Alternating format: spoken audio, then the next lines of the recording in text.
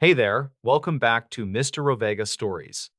I know a lot of you come here to unwind, to let your mind drift and fall asleep. So, before you get too cozy, I'd really love it if you could leave a little comment, just telling me where in the world you're listening from tonight. And if these stories help you relax, feel free to like and subscribe. It means more than you know. All right, let's get comfortable, take a slow breath, and begin. The creepy phone number that always answers when you call at 3 a.m. The legend of the cursed telephone number had circulated on the darker corners of the internet for nearly 10 years. It started as a rumor on a message board dedicated to technology glitches and old analog phone systems. Users claimed that a specific number with a local area code would always answer if dialed at 3 in the morning. The terrifying part of the story was not just that it answered, but that it allegedly played back your own voice. The number was said to be a deadline that had been disconnected by the phone company decades ago. However, curiosity is a powerful force, and many people tried to call the number despite the ominous warnings online. Our story focuses on a skeptical freelance journalist named Marcus, who lived in a rainy city in the Pacific Northwest. The year was 2016, and Marcus was writing a feature article about the persistence of modern urban legends. He wanted to debunk the myth of the phantom number and prove that it was simply a disconnected line recording. He spent weeks researching the origins of the number and tracing it back to a defunct telecommunications company. The company had gone bankrupt in the late 90s, and its infrastructure had been absorbed by larger corporations over the years. Marcus believed the number was likely an automated test loop that had been forgotten by the engineers during the transition. He decided to conduct the experiment himself on a stormy Tuesday night in late October to set the proper mood.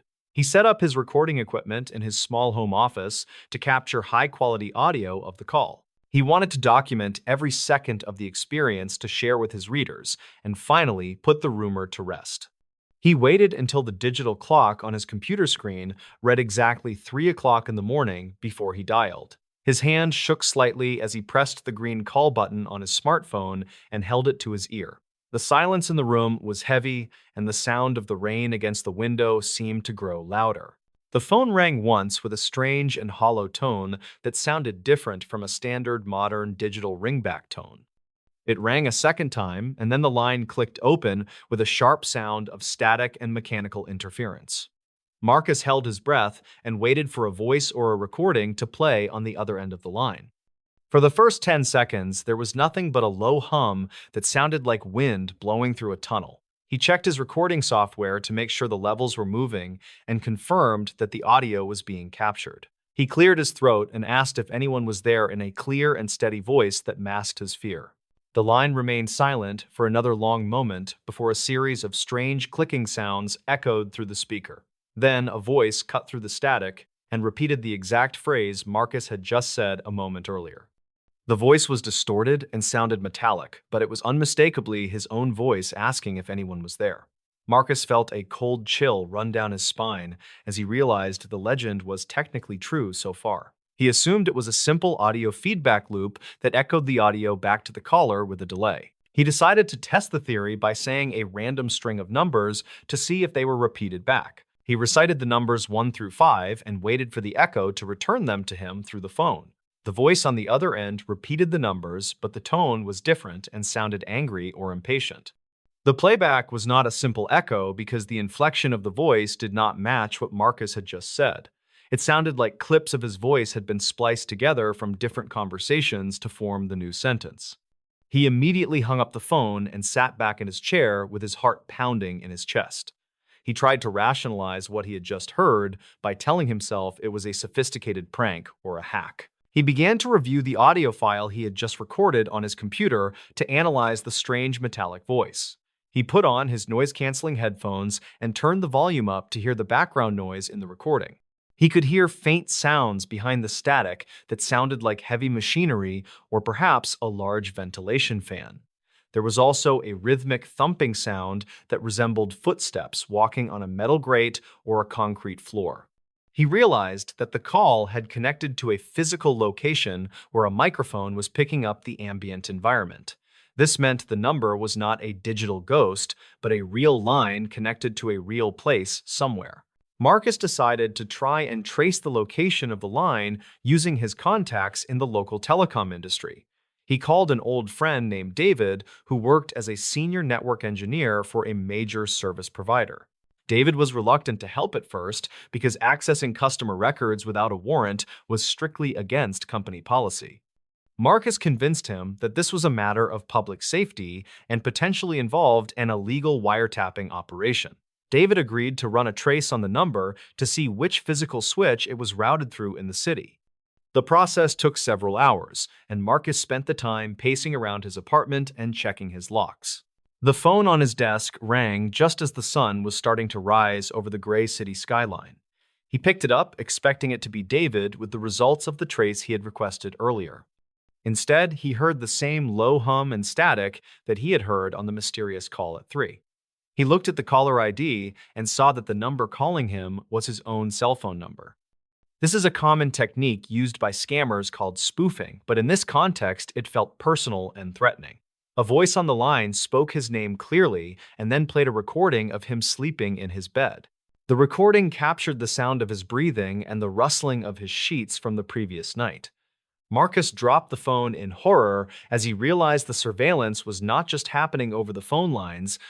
Someone had been inside his apartment or had placed a listening device in his bedroom to capture that audio. He immediately began to tear his bedroom apart, looking for a bug or a hidden microphone in the walls. He checked the vents and the smoke detectors and behind the headboard of his bed, but found nothing. The fear turned into anger, and he grabbed his keys to drive to the address David had just sent. David texted him a location in the industrial district near the old shipping yards by the river. The address corresponded to a brick building that had once served as a switching station for the telephone company. The building was supposed to be abandoned and slated for demolition to make room for new luxury condos. Marcus drove through the morning traffic with a sense of urgency that made him run 2 red lights. He arrived at the desolate street and parked his car a block away to avoid being seen by anyone. The building was covered in graffiti, and the windows were boarded up with sheets of plywood and metal bars. He approached the rear entrance and found that the heavy steel door had been pried open slightly at the bottom. He squeezed through the gap and entered a dark hallway that smelled of mold and old copper wiring. He used the flashlight on his phone to navigate the maze of corridors that were filled with debris. The silence of the building was broken by the familiar low hum that he had heard on the phone call. He followed the sound toward the center of the building where the main server room was located. The room was massive and filled with rows of dusty server racks and old analog switching equipment. Most of the equipment was dead and dark, but one rack in the corner was still blinking with green lights. A thick bundle of cables ran from the rack to a makeshift desk that had been set up nearby. The desk was covered in monitors and audio equipment that looked like it had been scavenged from a dumpster. Marcus approached the desk slowly and saw that the screens were displaying live feeds from hundreds of cameras. He saw the interior of strangers' living rooms and bedrooms and offices displayed in black and white grids. He realized that this was not just about a phone number, but a massive illegal surveillance hub. The hum grew louder as he realized it was coming from a cooling fan that had been rigged to the equipment. He saw a logbook on the desk that contained lists of phone numbers and names and addresses. He flipped through the pages and saw his own name written in a shaky hand near the bottom of the list. The dates next to his name went back several months, which meant he had been watched for a long time. He pulled out his phone to take pictures of the evidence so he could bring it to the police. Just as he snapped the first photo, he heard the sound of footsteps on the metal grate above him. He looked up and saw a shadow moving along the catwalk that ran around the perimeter of the room. A man was standing there looking down at him with a pair of heavy industrial headphones around his neck. The man looked disheveled and wild with a long beard and clothes that were stained with grease and dirt. He did not yell or try to run, but simply stared at Marcus with a look of intense curiosity. Marcus shouted that he had called the police and that they were on their way to the building. The man laughed, a dry and raspy laugh that sounded exactly like the static on the phone line. The stranger spoke, and his voice was the metallic and distorted voice that Marcus had heard on the call. He was using a voice modulator device that he held to his throat to mask his real voice. He told Marcus that the police could not stop the collection because the data was already in the cloud. He claimed that he was archiving the lives of the city to preserve them before they were forgotten by history.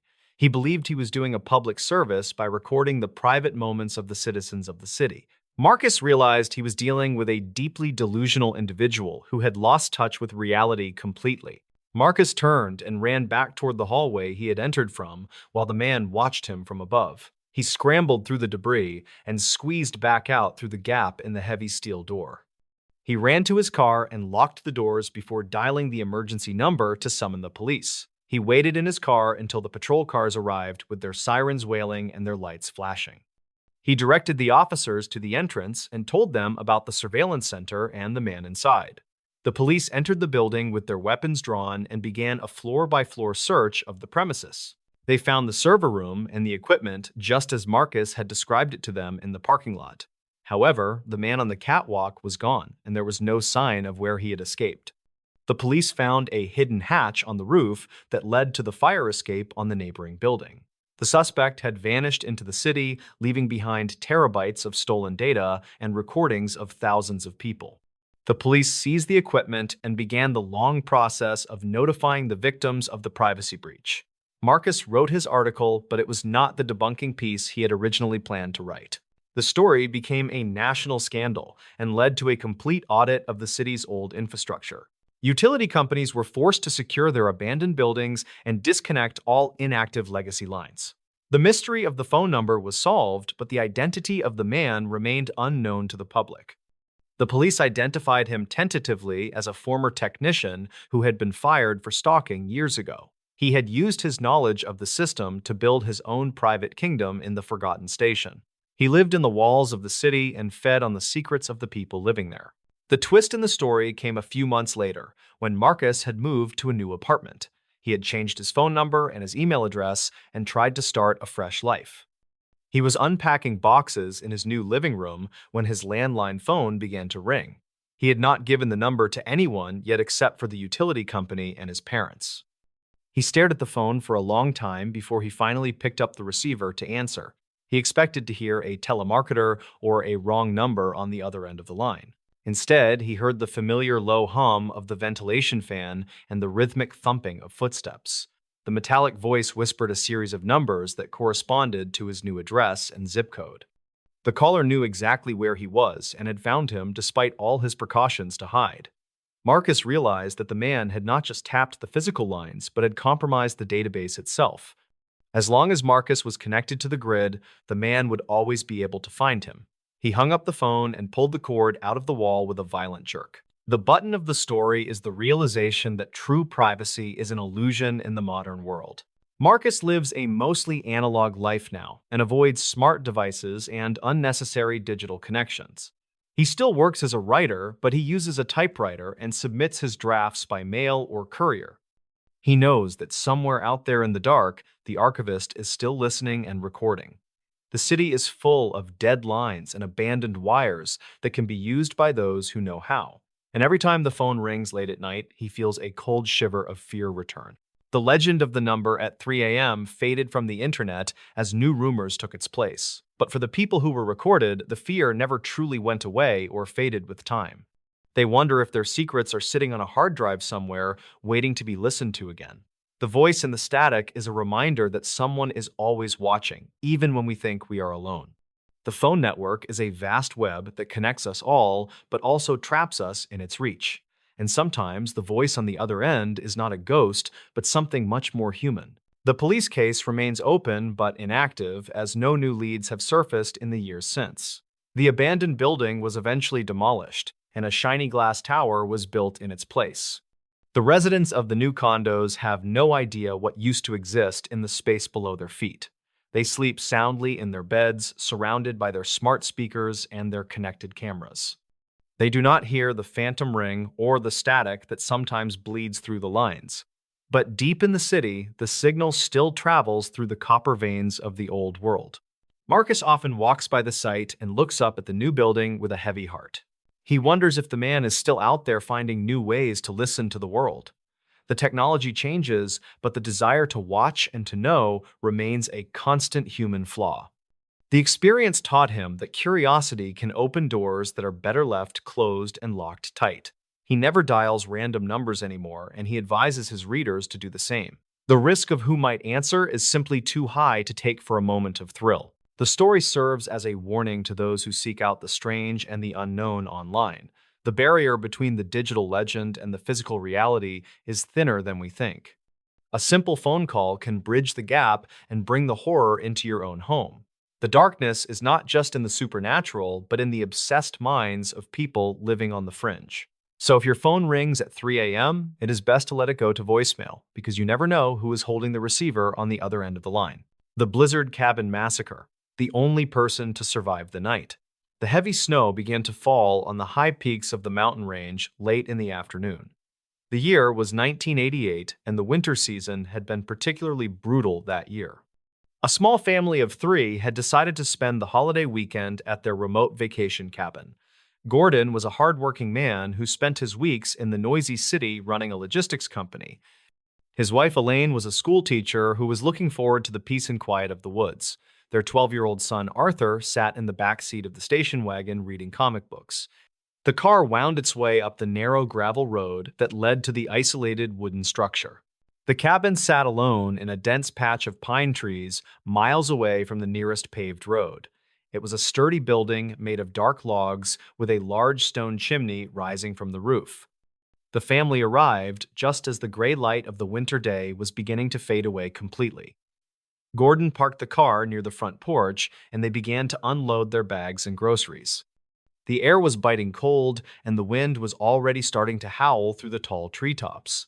They hurried inside the cabin, and Gordon immediately set to work building a fire in the fireplace.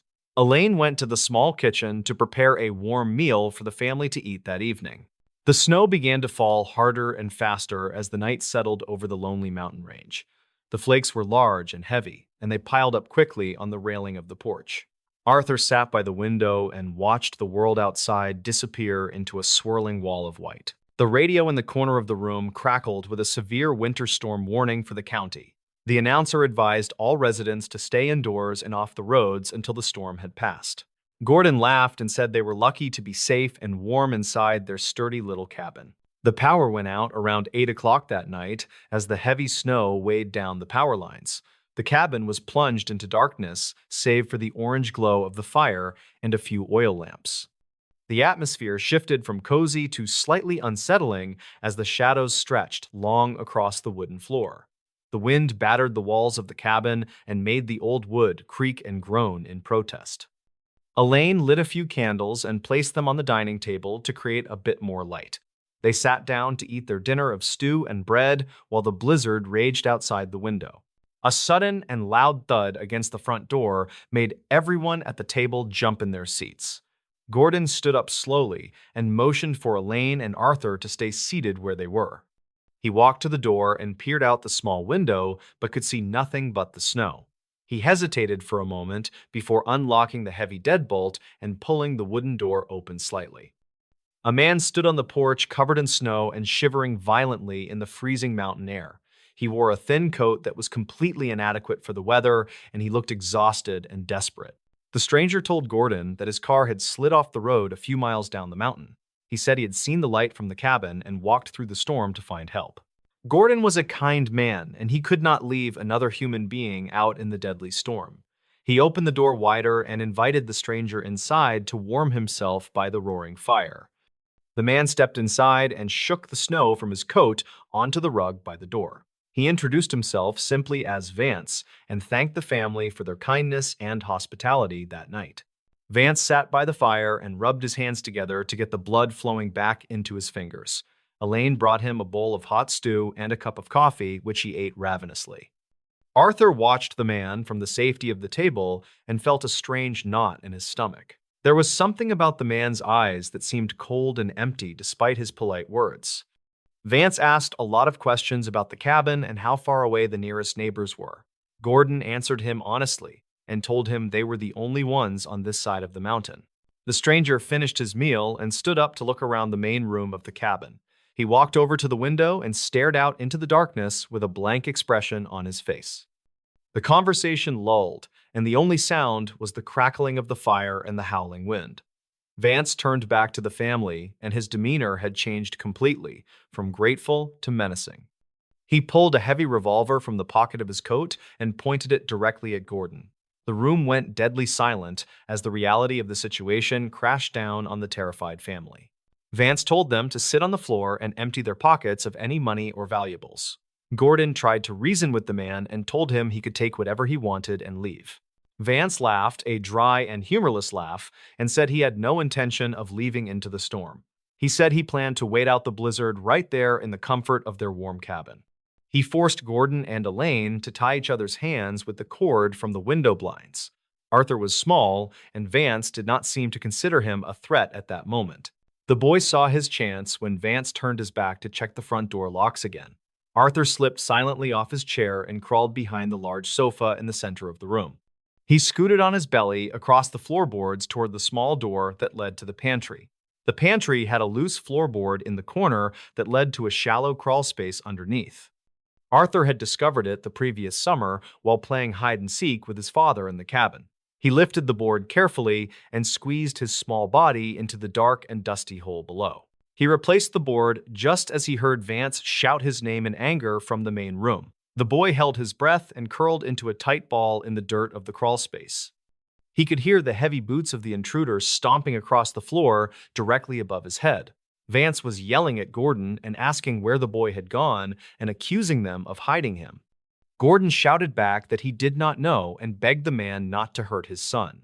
The sounds that followed were the sounds of a struggle and furniture being overturned in the room. Arthur squeezed his eyes shut and covered his ears with his hands to block out the noise. He heard the distinct sound of the revolver firing twice in rapid succession inside the small cabin. The screams of his mother were cut short by a third shot that echoed through the floorboards. Then there was a heavy silence that was even more terrifying than the noise had been before.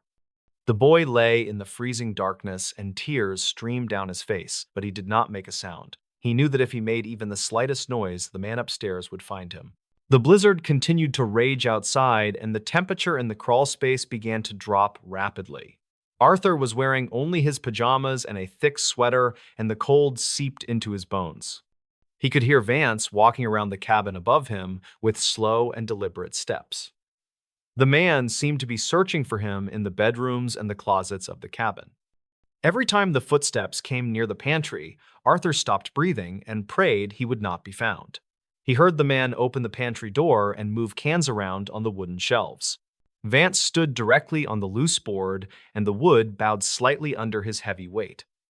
Dust fell onto Arthur's face, but he did not flinch or cough despite the urge to do so.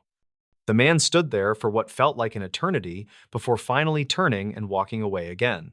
Arthur could hear the man humming a tune to himself as he moved about the main room. The smell of cigarette smoke began to drift down through the cracks in the floorboards to the boy. It seemed that the killer was making himself at home just as he had threatened to do. The night dragged on, and the cold became a physical pain that Arthur had to fight against mentally. He wiggled his toes and fingers constantly to keep the blood moving and prevent frostbite from setting in. He could hear the man eating food from the kitchen and listening to the static on the radio. At one point, the man laughed out loud at something he heard or thought of in his head. The cruelty of the situation was almost too much for the young mind of the boy to comprehend. He was trapped in a box beneath the bodies of his parents with their killer sitting just feet away. Arthur eventually drifted into a strange state between sleep and unconsciousness due to the extreme cold. He was jolted awake by the sound of the front door opening and slamming shut loudly. He listened intently, but he could no longer hear the footsteps or the humming from above. He waited for a long time to be sure that it was not a trick to lure him out. The wind outside had died down significantly, and the light of dawn was beginning to seep in. Thin beams of gray light cut through the cracks in the foundation and illuminated the dust in the air. The boy pushed the loose board up slowly and peeked his head out into the pantry room. The cabin was silent, and the air inside was cold because the fire had burned down to ash. He crawled out of the hole and stood up on legs that were stiff and numb from the cold.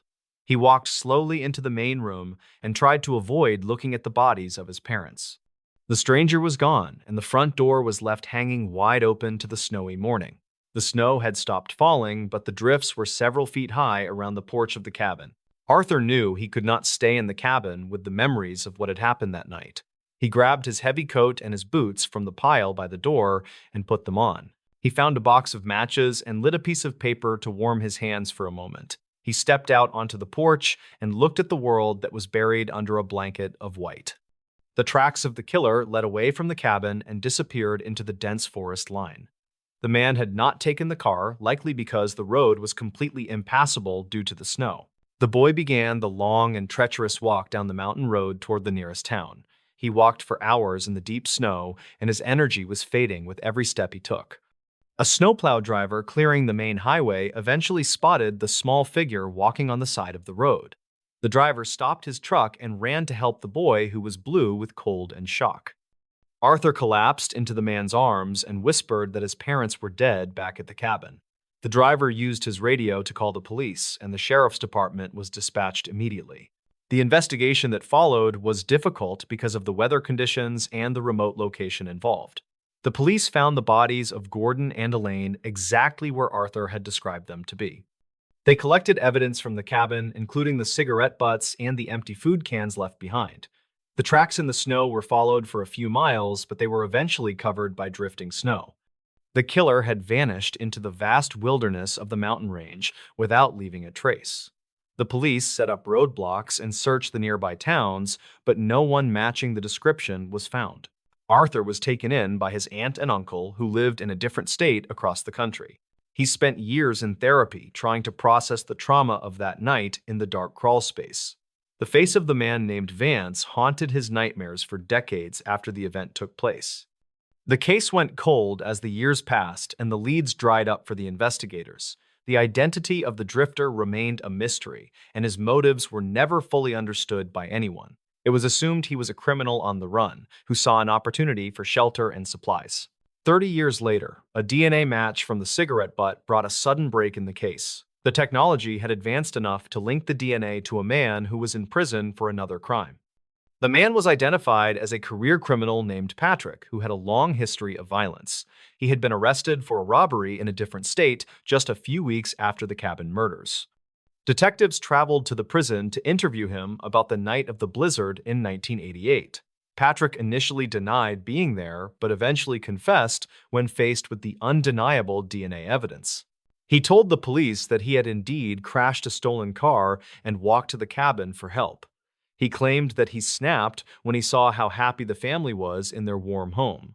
He said he was jealous of their life and angry at his own misfortunes and bad choices. He admitted to killing the parents, but said he assumed the boy had run out the back door. He never knew that Arthur was right beneath his feet the entire time he was in the cabin. He showed no remorse for his actions and spoke about the murders in a cold and detached manner. Arthur was a grown man when he received the call that the killer had finally been identified. He felt a sense of relief, knowing that the monster in his memories had a name and a face. He did not attend the trial, but he sent a letter to be read by the prosecutor in court. In the letter, he described the terror of the crawlspace and the loss of his childhood innocence.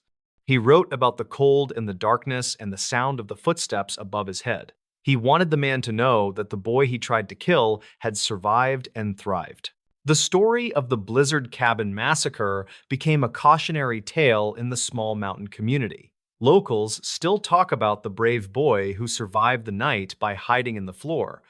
The cabin remained empty for many years as no one wanted to live in a place of such tragedy. Nature eventually reclaimed the structure, and the roof collapsed under the weight of many winters.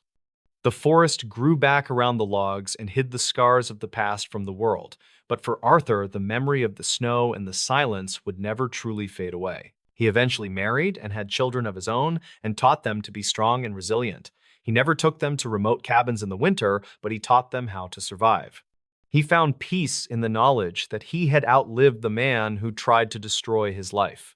The only person to survive the night had grown into a man who refused to be a victim. The blizzard had taken his parents, but it had not taken his spirit or his will to live. The wind still blows through the valley where the cabin once stood on the lonely mountainside. It whispers through the pines and carries the secrets of that terrible night into the sky. The snow still falls and covers the ground in a blanket of white every single winter. But the darkness of that night was eventually broken by the light of the morning sun, and the boy who walked out of the darkness carried the light with him for the rest of his life. The ranger who heard a voice calling from two directions at once. People in the district used this title when talking about a strange event that happened on a quiet ridge, and they claimed the ranger involved refused interviews afterward. The story centered on Rowan Kester, a 36-year-old backcountry ranger who worked steady shifts in a national forest known for unpredictable terrain. He preferred long patrols far from crowds, and he liked the calm pace of early morning trail checks. That day, he planned a simple route toward a narrow saddle between two peaks, and he left the station with light gear and a small radio clipped to his vest. He told dispatch he would check storm debris near the ridge before turning down toward a valley campsite. He expected to finish by mid-afternoon. The weather looked stable as he stepped onto the trail, and he enjoyed the cool air drifting across the forest floor. He passed a pair of hikers who mentioned an odd call they heard near dawn. They said it sounded like someone yelling a name, but the echo arrived too quickly to be natural. Rowan chalked it up to strange acoustics between cliffs because that ridge carried sound in unusual ways. He continued toward higher ground while marking a few fallen branches that blocked sections of the trail. The incident began when he reached a switchback and noticed scattered gear near a downed log. A small glove lay half buried in mud, and the fabric looked fresh. He picked it up and saw a faint red mark on the wrist section that resembled transferred paint.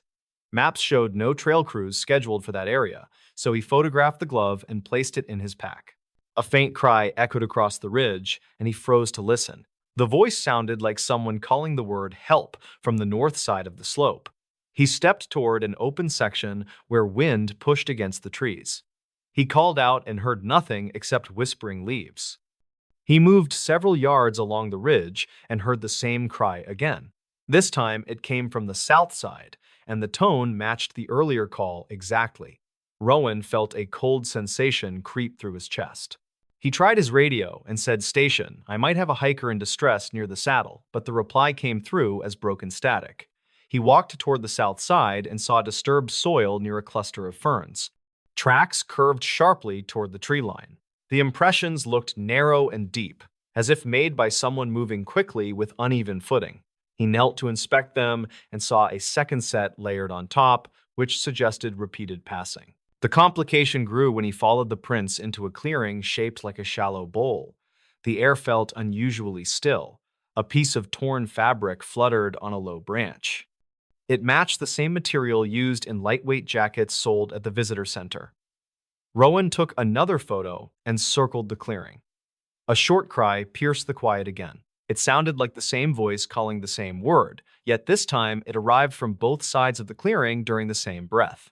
Rowan stepped backward in disbelief. The echo did not match the terrain. The timing was too exact. He tried to test a call of his own and shouted, "Is anyone injured?" And the echo returned in two overlapping threads. One came from the north and the other from the south. Both carried his exact tone except for a faint, distorted quality buried beneath the sound. His pulse climbed as he scanned the trees. He decided to move downslope through the center of the clearing where the overlapping echoes felt strongest. The soil looked disturbed in a wide arc, as if someone dragged a pack or struggled while moving sideways. Broken twigs formed a trail toward a narrow gap between boulders. Rowan slid through the gap and emerged onto a small ledge that overlooked a deep hollow. The investigation sharpened when he found a collapsed tent near a fallen branch. The tent poles bent inward, not outward. The ground around it showed impressions that circled the site in tight loops. He found a water bottle half filled and a crumpled map with a route line marked toward the same ridge he just left. A faint call echoed again, and this time it sounded closer, yet still split in two directions. North and south, same distance, same tone. Rowan's instincts urged caution as he moved around the tent. A small notebook lay under a clipped strap. Inside, he saw a few pages of handwritten notes. One entry read, "Heard someone calling my name from the ridge." Another entry read, "Voice sounded like me." He closed the notebook and surveyed the hollow. The trees looked too still for mid-afternoon wind, and he sensed pressure building against his ears.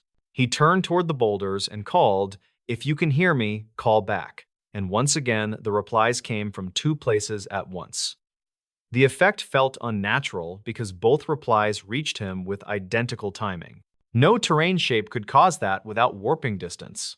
Rowan raised his radio and said, "Station, I need a second team at my location." But the static thickened until the signal died completely. He climbed toward the northern slope where the ground softened under his boots. As he reached a rise, he heard the voice again. It called his name with a strained pitch. From the south, he heard the same call. Perfectly matched. He shouted, "Where are you?" And the echoes collided in a strange, overlapping rhythm. He felt his throat tighten. Rowan walked to the ridge saddle and saw two separate lines of prints forming a mirrored pattern.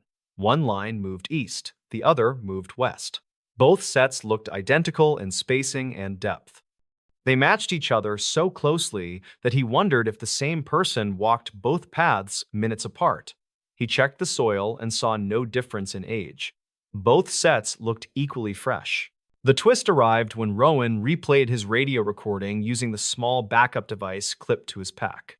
The device carried short auto logs for weak signal areas. His earlier call played normally for several seconds before a second voice layered underneath repeated his exact words in a strained imitation. The second voice sounded a few tones lower and paused between syllables in a broken rhythm. It repeated the word "injured" with an uneven trailing sound. Rowan felt panic climb through his spine as he realized the second voice never came from his radio speaker during the original call. It only appeared on the recorded file.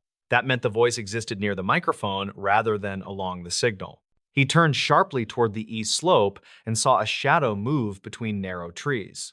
He tried to focus on it, but the shape vanished before he blinked. He moved quickly toward the main trail in hopes of regaining radio contact. As he descended, he heard the voice again calling his name. It came from the north slope. Then the same voice came from the south slope. Both with identical distance, both with identical pitch. His steps grew faster while the overlapping calls grew louder. They seemed to track his movement, matching each shift in direction. Rowan broke through the final section of brush and reached a point where his radio snapped back to life. Dispatch answered instantly. He said, "I have dual direction calls near the saddle," and dispatch told him to meet units near the main junction. As he hurried downhill, he heard one final overlapping call from above, and the sound bent strangely before fading. Units reached him 10 minutes later and led him to the station where technicians reviewed the recording. They heard both voices clearly, his original voice in normal pitch. The second layered voice, repeating his words with strained, uneven inflection, it matched the timing exactly, which ruled out echo distortion. No one offered an explanation. The button settled in the following week when the district closed the saddle route for assessment and issued temporary warnings about sound anomalies.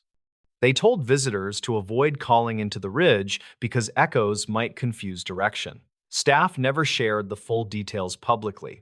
Rowan requested a transfer away from the high ridge and refused further interviews. People who knew the story said he still wakes at night when wind passes through narrow halls.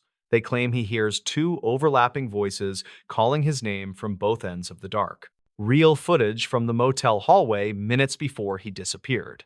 The motel kept the hallway camera mostly for drunks and noise complaints, not for the kind of mystery that followed later. When investigators finally pulled the footage, they said the last few minutes looked ordinary at first, then increasingly wrong. The man in that video was 29-year-old Rowan Hestrel, a refrigeration tech driving between small towns for routine service calls.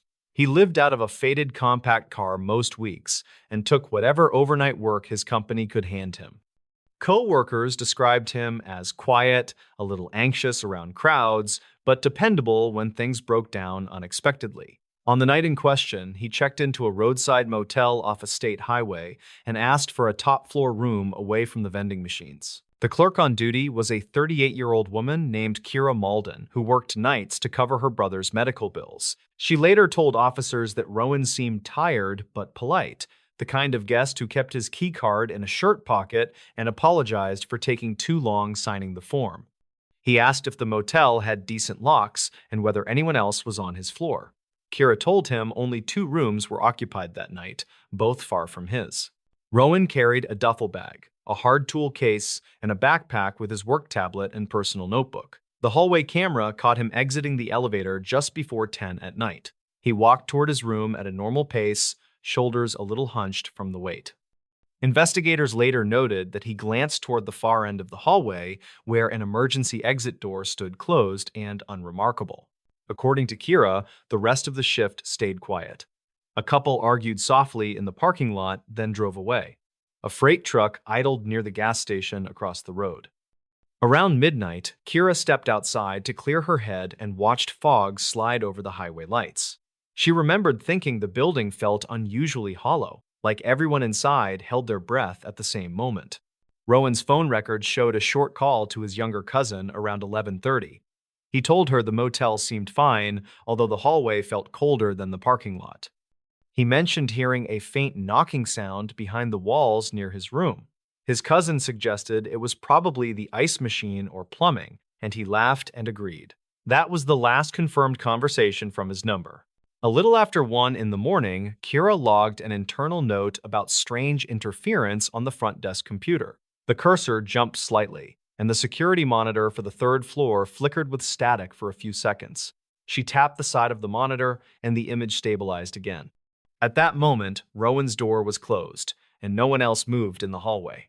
The critical footage began at 1:13. Rowan opened his door slowly and stepped out wearing the same jeans and work shirt, but with bare feet. He held his phone in one hand and the keycard in the other. The camera caught him pausing, head tilted as if listening to something out of frame. He moved down the hallway toward the emergency exit, not toward the elevator, which sat closer. Investigators zoomed in on his face repeatedly. His expression looked focused, not panicked. His eyes shifted upward toward the ceiling corners as he walked. At one point, he turned slightly, as if checking that his room door remained shut, then faced forward again. The footage showed no one else present. No other doors opened. No shadows crossed behind him. At 1:14, he stopped halfway between his room and the exit door. His shoulders tightened and his head turned to the right wall. The camera showed plain off-white paint and a framed evacuation map, nothing unusual. Witness statements from previous guests mentioned occasional banging from the pipes beside that wall, especially during winter. The motel boiler records from that night showed no abnormal activity, according to maintenance logs reviewed later. Rowan then did something that confused investigators. Instead of continuing toward the exit, he set his phone on the carpeted floor, screen facing up. He also dropped his keycard beside it. He stared at both items for several seconds, standing perfectly still. A technician later measured that he remained motionless for nearly 14 seconds, longer than most guests ever paused in that hall. At 1:15, a faint shadow appeared at the far end of the frame near the emergency exit door. It was narrow and vertical, darker than the surrounding wall, but not shaped like a human form. The motel used overhead fluorescent fixtures spaced evenly along the ceiling, and none of the bulbs showed issues before or after that night. When investigators tested the lights, they could not recreate the same shadow by having someone walk near the door. Rowan seemed to notice something at that exact moment. He lifted his head and took a single step toward the shadowed end. His posture looked reluctant, as if his body leaned back while his legs moved forward. Then the feed glitched with a brief smear of pixels, not long enough to count as a full cut. When the picture cleared, he had moved several feet closer to the emergency exit. Audio from the camera did not exist, so no one heard what he might have responded to. Still, the timing matched a separate piece of evidence. A guest on the 2nd floor, a nurse named Drana Pohl, told deputies she woke around that time to a low humming sound above her room. She described it as a distant air conditioner running inside a metal box, steady and monotone, unlike the usual short bursts of the hallway unit. The hallway footage continued, with Rowan now almost at the emergency exit. The strange vertical shadow remained near the corner, not touching the floor or ceiling. It floated at about shoulder height, slightly wavering but not leaving the general spot. He lifted his right hand toward it, though there was clearly nothing physical to touch. As his fingers reached the edge of that darker patch, the video showed a brief distortion across his arm, like heat shimmer recorded at low resolution. At 1:16, he turned his head sharply back toward his room, then toward the elevator, seeming ready to retreat. For a moment, his body language matched someone about to abandon a bad idea and head back to safety. Then his shoulders slumped slightly, and he stepped the remaining distance to the emergency exit door. The shadow vanished from the frame at that exact second. He gripped the push bar on the door but did not push through. Instead, he leaned his forehead against the metal for several beats. A later inspection found no outside security camera covering that specific exit. A loading dock light illuminated the parking lot beyond, but any image of what waited outside remained unknown. The weather report listed temperatures just above freezing with light fog hanging over the highway. The last clear image of Rowan showed him pulling the emergency exit open about 6 inches. No alarms activated because the motel had long since disconnected that door from the central panel. A narrow strip of outside air appeared in the frame, carrying a pale vapor that rolled along the hallway carpet. It did not spread like normal fog. It curled inward, then dissolved before reaching the nearest light. At 1:17, the camera captured a flicker. For 2 frames, the entire hallway darkened, then returned to normal. When the view stabilized, the emergency exit stood fully closed and Rowan was gone. His phone and keycard still lay untouched on the carpet. No one walked back toward his room. No other door opened or closed. The next recorded movement showed a housekeeper pushing a cart at 9:40 the following morning. Kira did not know anything was wrong until Rowan's company called late that afternoon, asking whether he had checked out. She verified the room still showed as occupied in the computer, but received no answer at the door. She used a master key and stepped inside. His duffel bag sat open, with clothes folded inside. The tool case rested on the desk beside his notebook, open to a page of times and compressor readings from the previous job. One detail bothered her immediately. The bedspread was smoothed out perfectly, almost iron flat, with no imprint of someone sleeping there. A thin line of dust gathered along the windowsill, while the curtains remained partly open toward the highway. A single glass of water sat on the bedside table, still full, without condensation on the outside. Sheriff's deputies arrived within the hour. They found no obvious signs of struggle. The window was sealed from the inside, with no tampering around the latch. The bathroom light was off. Rowan's toothbrush remained dry in his toiletry kit. His car waited in the parking spot assigned at check-in, locked, with his overnight snack and a half-finished soda inside the console. When they pulled the hallway footage, the investigators expected to see him leave through the main door during the night. Instead, they watched the sequence near the emergency exit repeatedly, growing more unsettled each time. A state technician later examined the original file and the camera hardware. The device showed normal operation, no skipped timestamps, and no flagged power drops. He wrote that the minor pixel smearing likely came from the recording unit buffering during a small voltage fluctuation.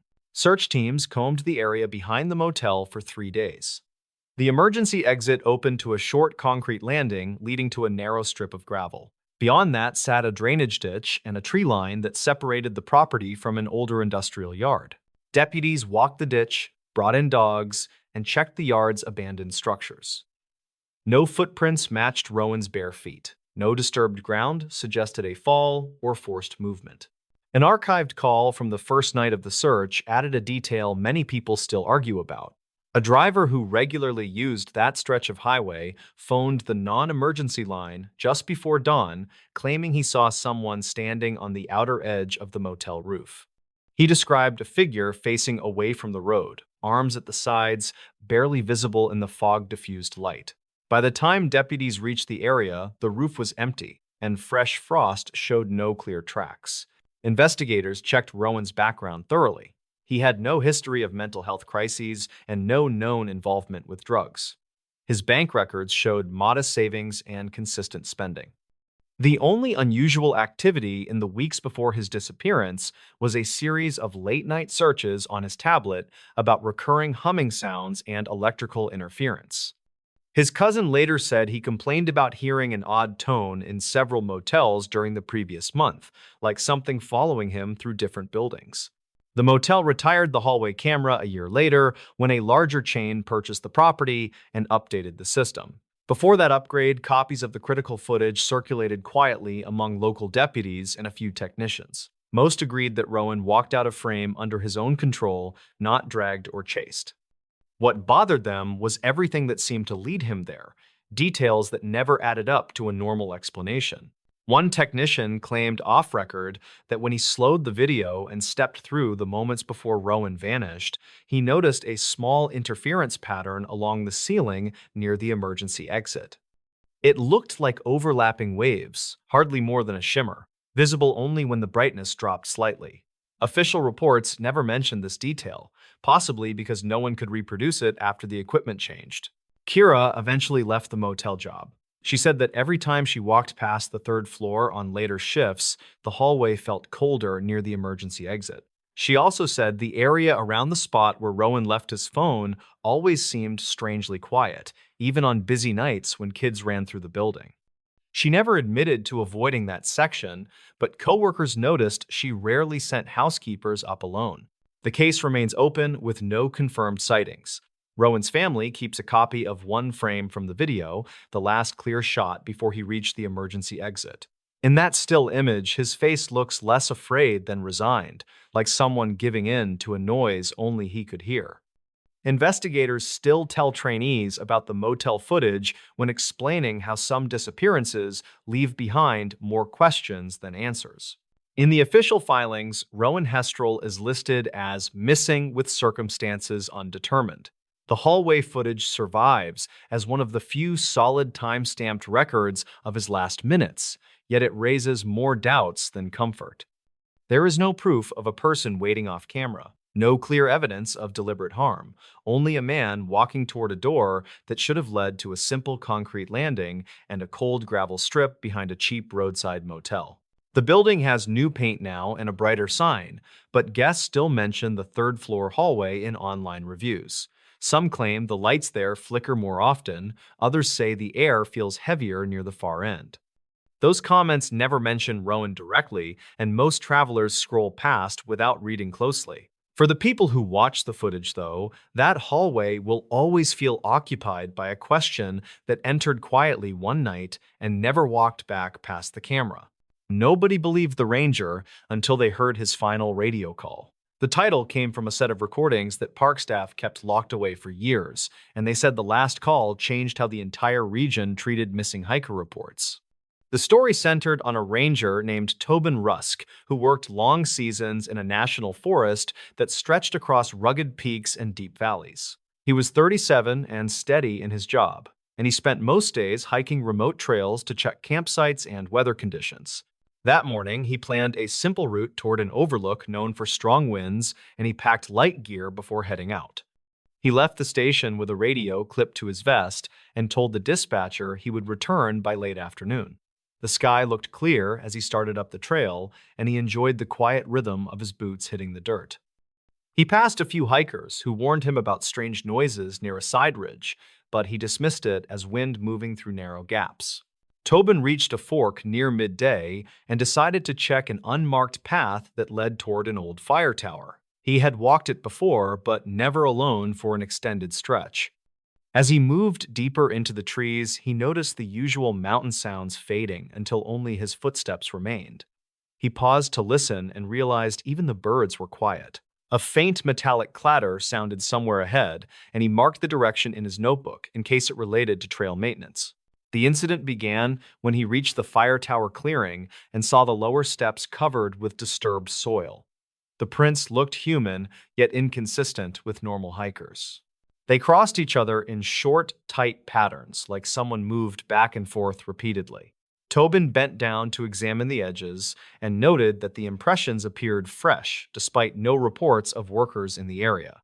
He radioed the station and mentioned possible unauthorized activity, but received only static. He climbed the first few steps of the tower and saw a thin line of fabric caught on a nail, and it looked like part of a backpack strap. The fibers appeared stretched as if pulled by force. He photographed it and stored the fragment in a small bag. When he stepped back down, he saw a second set of prints that had not been there minutes earlier. These prints pointed directly toward the trees where he had been standing, and the spacing suggested deliberate, slow steps. The complication deepened when Tobin followed the new track line for 30 yards and found a circle of disturbed earth near a fallen log. A small metal tag lay in the dirt with the number 14 stamped into it, and he recognized it as an old campsite marker retired years ago. He wondered how it ended up here since the current map showed no active sites within miles. He knelt to photograph it and heard a low dragging sound behind him that stopped as soon as he turned. Tobin checked the trees and called, "Is someone out here?" But no answer came except a faint echo from the ridge. He reported possible movement on the east slope, and this time the radio crackled with a partial reply that ended mid-sentence. He tried again, but heard only wind sliding through the static. He felt pressure settle in his chest as he realized he stood in a place where normal signals should remain clear. He decided to retreat toward the main trail, but kept tracking the prints for evidence.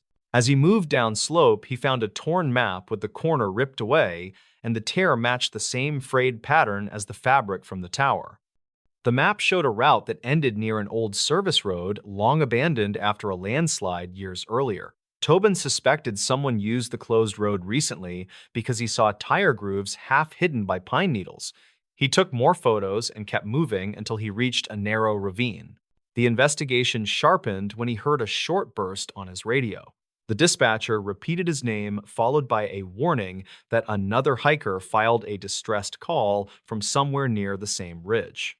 Tobin tried to respond, but his radio cut out again. He climbed through the ravine and found an old emergency marker with numbers scratched off. Nearby, he spotted a small piece of foil that looked like the lining from an energy bar, and it appeared freshly torn. He finally reached the abandoned service road and saw impressions on the shoulder that matched the earlier prints. A broken trekking pole lay near the base of a boulder, and the handle had deep grooves consistent with strong pressure. He knelt to examine it and heard a sharp cracking noise from the opposite side of the road. Something moved behind the trees in a controlled, deliberate pattern. It paused each time he stepped. Tobin raised his radio and said, "Station, I need units on the old service road near marker 14, but static swallowed most of his message." He tried again and heard a faint answer that sounded cut short by interference. He stepped back slowly and kept his eyes on the tree line. He saw no clear figure, yet sensed someone watching him closely. The air felt charged and heavy, and a distant thud echoed along the slope. He walked toward the road's bend and saw a collapsed section where the landslide once cut through. Fresh dirt lined the edge as if someone climbed up recently. He scanned the slope and found small shreds of fabric caught on sharp rocks.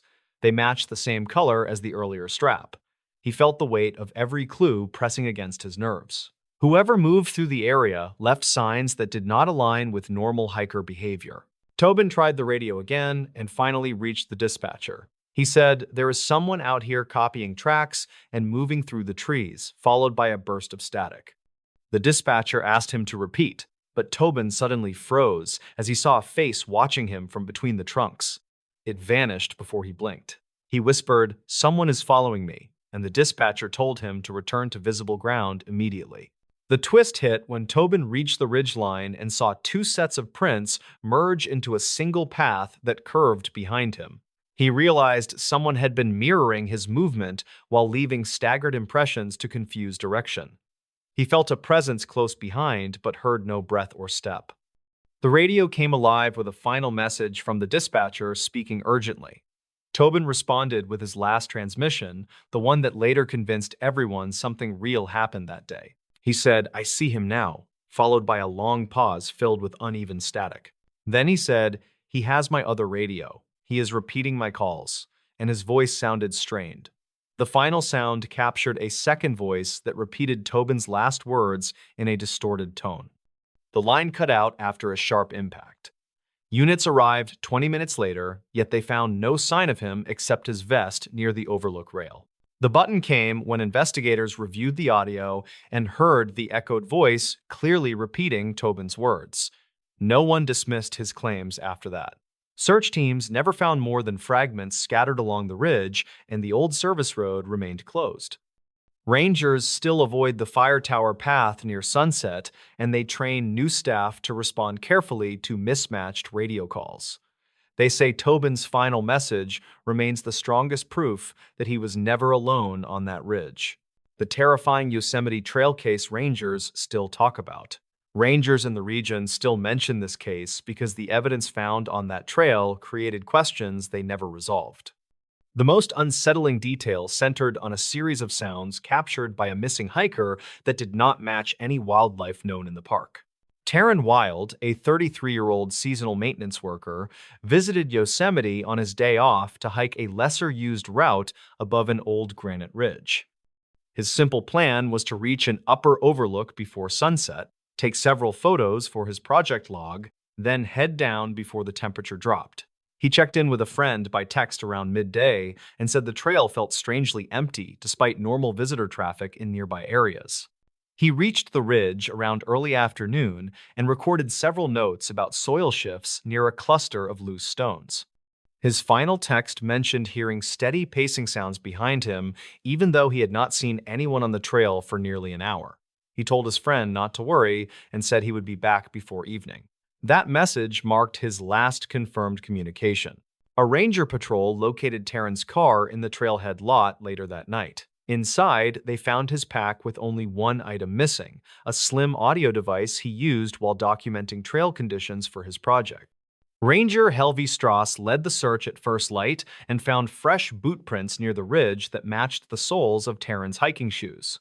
The prints looked steady until they reached a shaded corner where the soil turned softer. There, the tracks split in an unusual way. One set continued toward the overlook, while another set curved sharply toward a narrow run of boulders. Helvey believed Taryn might have stepped off the trail while exploring, but noticed that the second set of prints forced deeper impressions, as if he moved faster with each step. A thin line in the dirt followed those prints and suggested something had been dragged behind him. The team followed the marks until they reached a natural pocket between two high stones. Inside, they discovered Taryn's audio device lodged against a root. It still functioned and held one final recording.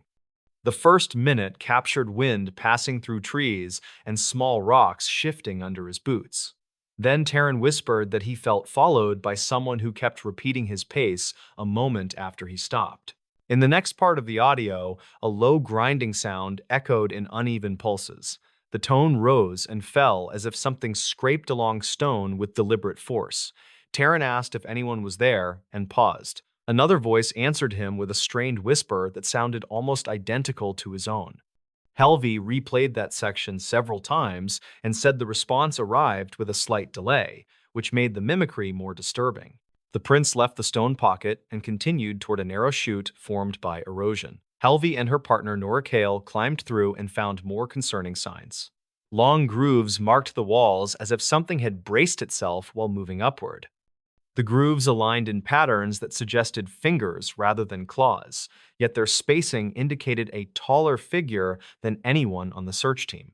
Above the chute, they found Taryn's hat pressed into damp soil beside a shallow depression. The depression held two overlapping prints. One matched Taryn's shoe, the other stretched nearly twice the length of a normal boot and narrowed sharply at one end. Norik measured the print with a small ruler and muttered that no known animal in the park left impressions shaped like that. They continued toward the overlook and reached a rocky shelf with a clear drop. Several scuff marks indicated Taryn may have slipped or struggled there. A single boot print led to the edge, but none led away. Helvey considered the possibility of a fall, but found no debris or clothing caught on lower branches. The drop also lacked fresh disturbance, despite the clear signs of a struggle above. Rangers widened the grid and discovered a second audio device deeper along the ridge. This one belonged to the Park Service and had been installed as part of a small research project. It recorded ambient sounds every hour. The file from the time of Taryn's disappearance contained a short sequence of noises that technicians later flagged as highly unusual. The recording captured a heavy step followed by a second heavier impact a moment later. Then a slow hum rose from the left channel and drifted across the microphone with irregular movement. After several seconds, the hum changed pitch and formed a wavering tone that did not match common environmental sources. The final part of the audio held a faint whisper that repeated 5 words spoken minutes earlier by Taryn on his device. Helvey brought the recordings to a small ranger station for review. Several officers listened and stepped back from the speakers at almost the same moment. One officer said the whisper sounded like a distorted copy of Taryn's voice produced by something that did not understand human timing. Another officer said the hum felt directional even through the recording, almost like a body of air shifted with intentional weight. Search teams continued for several days and found additional signs near an unmarked fissure west of the overlook. The fissure opened into a short passage filled with broken branches and scattered soil. Along one wall, faint finger lines traced downward in uneven arcs. The height of the marks indicated a figure far taller than Taryn. At the bottom of the passage, they located a torn piece of Taryn's shirt wedged between 2 stones. Specialists examined the site and concluded that no official map recorded any cave or fissure in that section of the ridge. They also stated that the elongated prints found earlier did not fit any cataloged species in the region. Audio analysts reviewed both recordings and noted that the mimicry matched Taryn's cadence but not his breath patterns, which suggested a source repeating structure rather than meaning. Rangers eventually suspended the search due to unsafe terrain conditions. The official report listed Taryn as missing with no determination of cause. Helvey filed a final note stating that something on the ridge moved only after Taryn paused, which matched his comments about delayed pacing. She believed the creature or force followed a pattern of waiting for silence before responding. Visitors now pass that trail with more caution. Some hikers claim to hear footstep echoes that do not match their own rhythm. Others mention hearing low humming tones near the ridge when the wind drops. Rangers dismiss most reports, yet avoid the area during low light. The case remains open with evidence stored in a restricted cabinet. The 2 recordings sit at the top of the file. Technicians mark them with a warning that the audio contains mimicry exhibiting unknown origin. Rangers still talk about this case because the trail shows new stone shifts each season, even though no mapped feature exists beneath it. Many believe that whatever followed Taryn waited in those rocks long before anyone walked that ridge and might still wait for the next person who stops to listen. Real footage from the forest that detectives refused to release. The case became known for one disturbing detail because a single piece of footage recovered from the woods was reportedly so unsettling that detectives refused to release it. That choice fueled rumors and made the disappearance at the center of the case far harder to explain. The day started like a normal field job for Nalan Keats, a 35-year-old wildlife technician who handled remote camera surveys for a small conservation agency.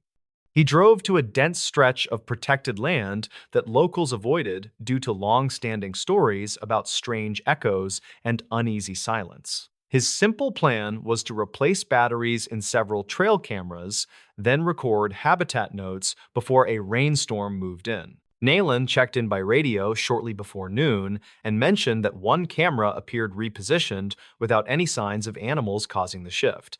He said it now faced a thicket that did not hold much traffic. His supervisor asked for photos so they could compare angles later. That was the last clear message anyone received from him. When Nalan failed to return that evening, deputies searched the forest road and found his truck parked neatly beside a service gate. Inside sat his gear bag with only one missing item, a small field recorder he often clipped to his vest. They also found a map with his planned route circled by hand. That route passed through an older grove where several trail cameras had recently recorded confusing motion triggers. A detective named Relda Var led the early search and noticed that Nalan's tracks appeared steady at first, but shifted into shorter, uneven steps as he moved deeper into the grove. She followed them until they ended abruptly near a cluster of fallen logs. From there, fresh drag marks cut into moist soil and curved toward a dark stand of pines. Relda said the marks looked too narrow for equipment and too controlled for an injured person. A deputy named Orrin Gale discovered the first piece of evidence near those pines. It was one of the agency's trail cameras smashed into 2 pieces, though its memory card remained intact. Orrin placed the card into his handheld viewer and motioned for Relda. The footage showed Nolan approaching the camera hours earlier, raising his hand in a casual greeting. Then something behind him caused the camera to glitch in short, erratic pulses, almost like a flicker of shadow crossing the lens. Relda replayed the clip several times and noticed that the background trees moved in slow, synchronized patterns that did not match the wind conditions reported that day. She also heard a faint tone under the ambient noise, as if something hummed in a deliberate rhythm. When the clip reached the final frames, Nayland turned sharply as if reacting to a voice. The recording ended right as the camera shook violently. The team pushed deeper into the pines and found more unsettling details. Broken twigs lay arranged in oddly precise angles, forming narrow lines across the forest floor. Some lines pointed toward a shallow ravine where several more tracks appeared. Those tracks alternated between Nalan's boot prints and long impressions that seemed too elongated to belong to any known animal in the region. Relda measured one and frowned when she realized it stretched nearly the length of her forearm. The ravine held the second camera. This one remained intact and still recorded.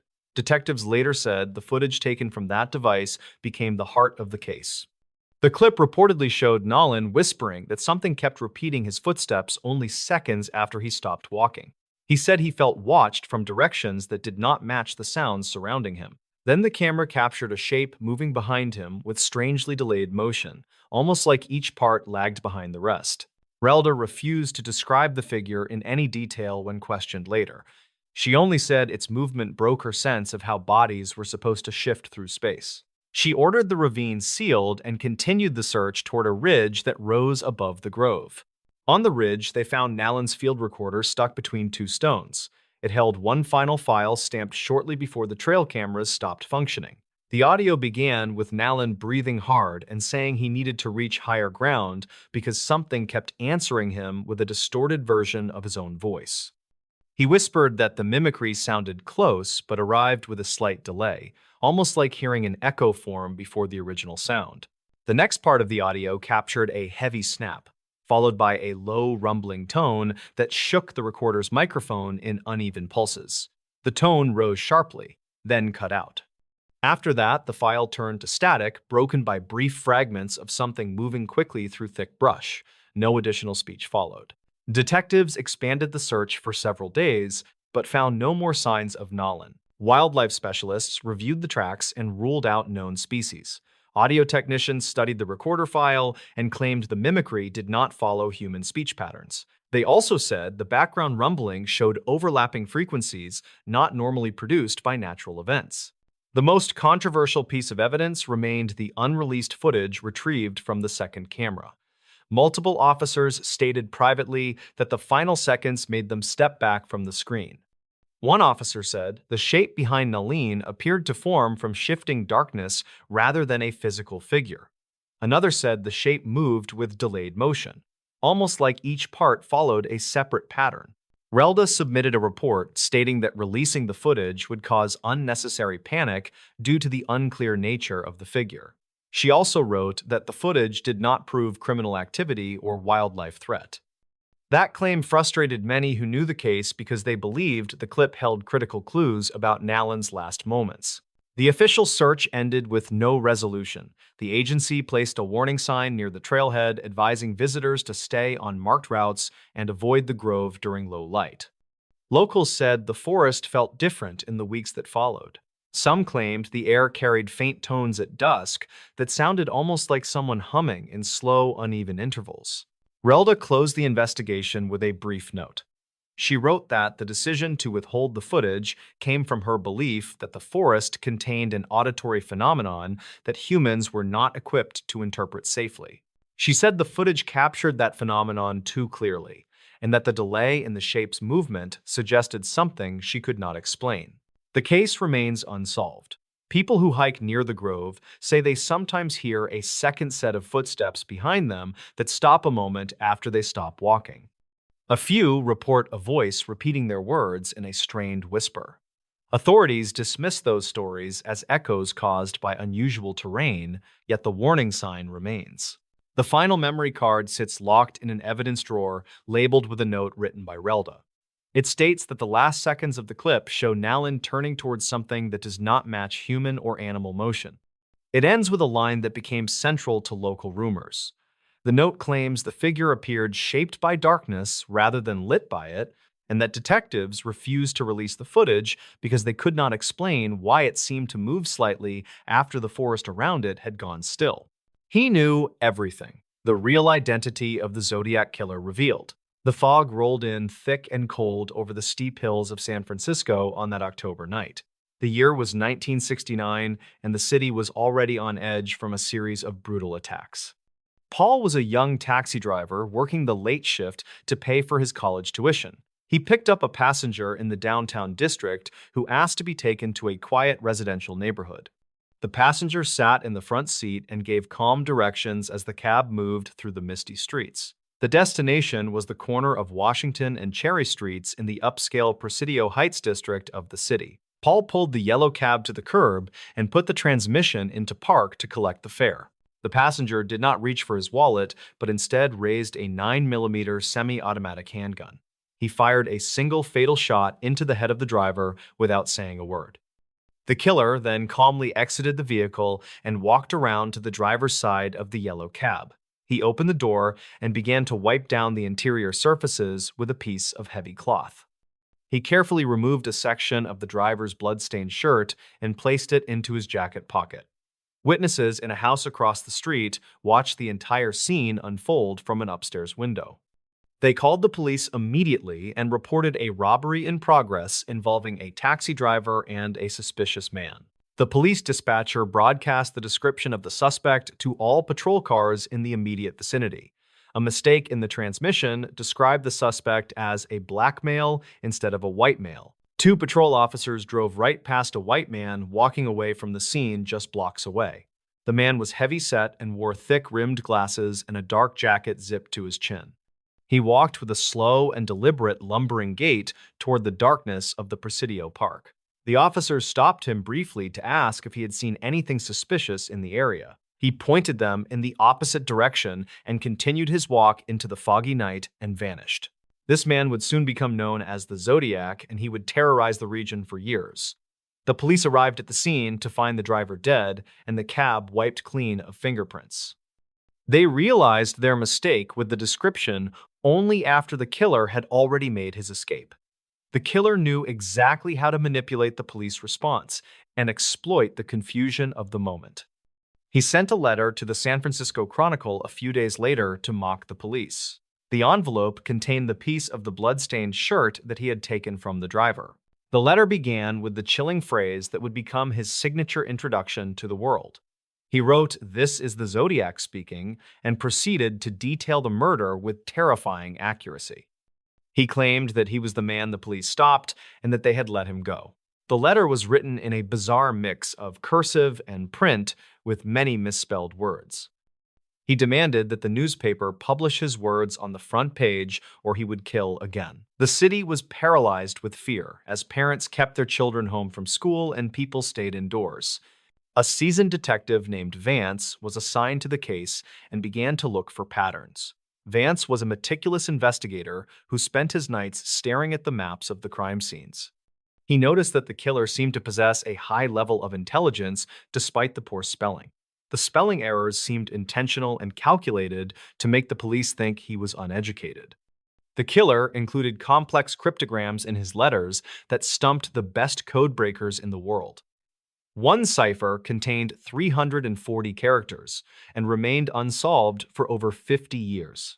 Vance believed that the killer had a background in the military or perhaps in naval intelligence. The boots he wore at a previous crime scene at a lake were known as wing walkers. These boots were issued primarily to personnel working on aircraft carriers to walk on the wings of planes. The killer also displayed a knowledge of radians and magnetic north in his maps and diagrams. He threatened to blow up a school bus with a bomb made from ammonium nitrate and fertilizer. He included a detailed diagram of the bomb that showed he knew how to construct complex electrical circuits. The investigation led Vance to a man who lived in a trailer in a nearby town. The suspect was a former school teacher named Lawrence, who had a history of inappropriate behavior. Lawrence was a large man who wore thick glasses and possessed a very high intelligence quotient. He had been dishonorably discharged from the Navy and had a fascination with codes and ciphers. Vance obtained a search warrant and led a team of officers to raid the small trailer. They found a freezer filled with the frozen parts of small animals that Lawrence had killed. They also found a collection of hunting knives and a pair of black military-style boots. Lawrence sat calmly at his kitchen table while the police tore his home apart looking for evidence. He wore a watch with a specific brand logo that featured a crosshair symbol on the face. This symbol was identical to the one the Zodiac used to sign his terrifying letters. Vance asked him about the watch, and Lawrence simply smiled and said he received it as a gift. He admitted that he had read a short story called The Most Dangerous Game many times. The story was about a man who hunted humans on a remote island for sport. The Zodiac had mentioned this exact story in one of his letters to the newspapers. Lawrence seemed to enjoy the attention and the game of cat and mouse with the detectives. He was ambidextrous and could write with both hands, which might explain the varying handwriting styles. Vance felt certain that he was sitting across from the monster who had killed so many people. However, the physical evidence did not provide the smoking gun that the district attorney needed. The fingerprints found on the taxicab did not match the fingerprints taken from Lawrence that day. The handwriting experts could not say for certain that Lawrence wrote the letters sent to the press. The DNA technology of the time was non-existent and could not be used to solve the case. Lawrence was released, but he remained the prime suspect in the eyes of Detective Vance. The detective followed him for years and watched his movements, hoping he would make a mistake. The suspect continued to live his life and even worked at a hardware store near the station. The unthinkable theory that Vance developed was that the killer wanted to be caught, but on his terms. He left clues that were just obscure enough to prove his superiority over the police force. He knew the police shifts and the boundaries of the different jurisdictions involved in the case. He chose crime scenes that were right on the border of counties to confuse the investigation. He knew that the different police departments would not share information effectively in the 1960s. This allowed him to slip through the cracks and continue his reign of terror for years. A survivor from an earlier attack at a golf course identified Lawrence from a lineup of photos. The survivor was a young man named Mike who had been shot while sitting in his car. He pointed to the picture of Lawrence and said that was the man who shot him. This identification gave Vance a renewed sense of hope that he could finally close the case. He prepared to bring charges against Lawrence and finally put the Zodiac killer behind bars. But fate had one final cruel twist in store for the dedicated detective and the victims. Lawrence suffered a massive heart attack in the parking lot of a grocery store and died. He collapsed on the pavement before the police could arrive to arrest him for the murders. The main suspect was gone, and the chance for a trial vanished with his sudden death. The police searched his home again after his death and found a disturbing videotape. The tape showed Lawrence talking to the camera and admitting that he had a dark secret. But he never explicitly confessed to being the Zodiac on the tape, which left room for doubt. The case remained officially open, and the mystery continued to haunt the people of California. Amateur sleuths and professional investigators spent decades trying to crack the codes he left behind. The 340-character cipher was finally solved by a team of mathematicians in 2020. The message did not reveal his name, but it mocked the police for trying to catch him. It said that he was not afraid of the gas chamber because it would send him to paradise. The solution confirmed that the killer was a rational and calculating individual who enjoyed the fame. The real identity of the Zodiac may never be proven in a court of law, but the circumstantial evidence against Lawrence remains the strongest of any suspect in the history of the case. He had the means and the motive and the opportunity to commit every single one of the crimes.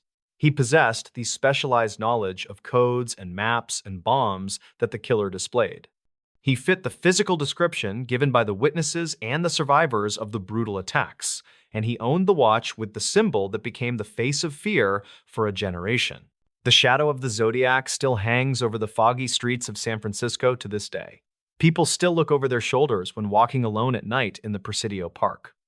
The yellow cabs still drive past the corner of Washington and Cherry where the driver died. The case serves as a reminder that some monsters are real and they walk among us unseen. The man who called himself the Zodiac knew everything about the police, and he used it to win. He played a game with the highest stakes imaginable, and he managed to walk away undefeated. The folder on the desk of Detective Vance gathered dust as the years turned into decades. He never stopped believing that Lawrence was the man who taunted him for so long. The letters stopped coming, but the silence was just as terrifying as the threats had been. It meant that the killer was still out there watching and waiting and living his life. The ultimate injustice was that he lived a full life while his victims were frozen in time. The realization that he likely died of natural causes is a bitter pill for the families. We are left with the chilling possibility that the truth was staring us in the face. The quiet man at the hardware store or the teacher in the classroom could be a monster. The Zodiac proved that evil does not always look like a villain from a movie screen. Sometimes evil looks like a heavy-set man with glasses who likes to go fishing on weekends. The legacy of the case is the permanent loss of innocence for an entire region, and the lingering question of whether he really did reveal his name in a code we missed. The final cipher may hold the key, or it may just be another distraction. The killer surely laughed at the thought of people chasing ghosts long after he was gone. He achieved the immortality he sought through the ink of his pen and the barrel of his gun. The name on his birth certificate matters less than the terror he inflicted on the world. He remains the most elusive phantom in the history of American crime and punishment, and perhaps that is exactly the way he planned it from the very beginning. The mystery is a puzzle with missing pieces that can likely never be found now. The witnesses have passed away, and the evidence has degraded in the storage lockers. But the story of the Zodiac is not just about the man who pulled the trigger. It is about the failure of the system and the enduring power of fear. It is a story that will be told as long as there are unsolved mysteries in the dark. The fog will continue to roll in and hide the secrets of the city by the bay, and somewhere in the archives, the truth waits for a detective who will never come. The case that locals warned the sheriff not to reopen. Old deputies used this title when talking about a file that sat untouched for years, and they claimed the warning came from people who lived near a forgotten stretch of woods. They said the case changed a sheriff's career in ways he never explained, and the town grew uneasy whenever someone brought it up again. The story began when Sheriff Lowell Brandt, who was 42 and steady in his work, returned to his office after a late patrol in early autumn. Lowell served in a small rural county where most calls involved livestock, weather damage, or simple disputes, and he liked the slow pace. That day, he planned to review routine reports before heading home for dinner, and he grabbed a few folders from the evidence room. He noticed an old green file tucked behind newer binders that looked brittle around the edges. The label contained a year written in faded ink that read 1999, and a short note beneath it read restricted by prior order. He set the file aside while finishing his regular work, yet his curiosity grew as he remembered stories he heard as a rookie. Several locals once told him never to bring up anything about a missing boy near the eastern timberline, and they warned new deputies to avoid questions about that area. Lowell figured the file might relate to those rumors, and he opened it while the station grew quiet.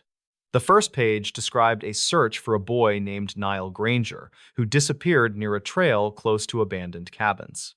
The initial report claimed Niall wandered ahead of his older cousins during a family outing, and he vanished near a bend where the trail narrowed beside thick brush. Deputies wrote that they found no clear tracks, and the search lasted 8 hours before shifting to a broader grid. Lowell read that volunteers reported strange noises near dusk, though deputies dismissed those statements as wind moving through the trees. A short line at the end of the page ordered all follow-up reports transferred to sealed storage after a supervisor review. Lowell felt uneasy as he read because the wording looked rushed, and the next pages contained only fragments of interview notes. Witnesses claimed they heard a shout that did not match the boy's voice, and someone reported seeing a shadow between two cedar trees even after the search area was cleared. Those notes ended abruptly without signatures. Lowell thought the case deserved proper closure, so he decided to check the old search site during his next patrol. The incident shift began when he drove to the eastern timberline the following afternoon, and he parked near a gravel turnout beside heavy brush. The air felt strangely still as he walked toward the trail, and he saw the remains of rotting fence posts leaning toward the tree line. He followed the path until he reached the bend described in the old file. He noticed a narrow side trail that did not appear in recent maps and saw faint impressions in the soil that looked different from animal tracks. Lowell crouched to examine the ground and felt something firm beneath the loose dirt. He brushed aside debris and uncovered a piece of metal that looked like an old badge number tag. The number did not match any deputy badge he recognized, and he placed it in an evidence bag. Nearby, he saw a tree trunk with deep vertical scratches that looked as if a tool or heavy object caused them. He took several photos before walking deeper along the narrow trail. The complication grew when he reached the first cabin site, and he saw that someone had removed parts of the old structure recently. Fresh sawdust gathered near the doorway, and footprints circled the foundation.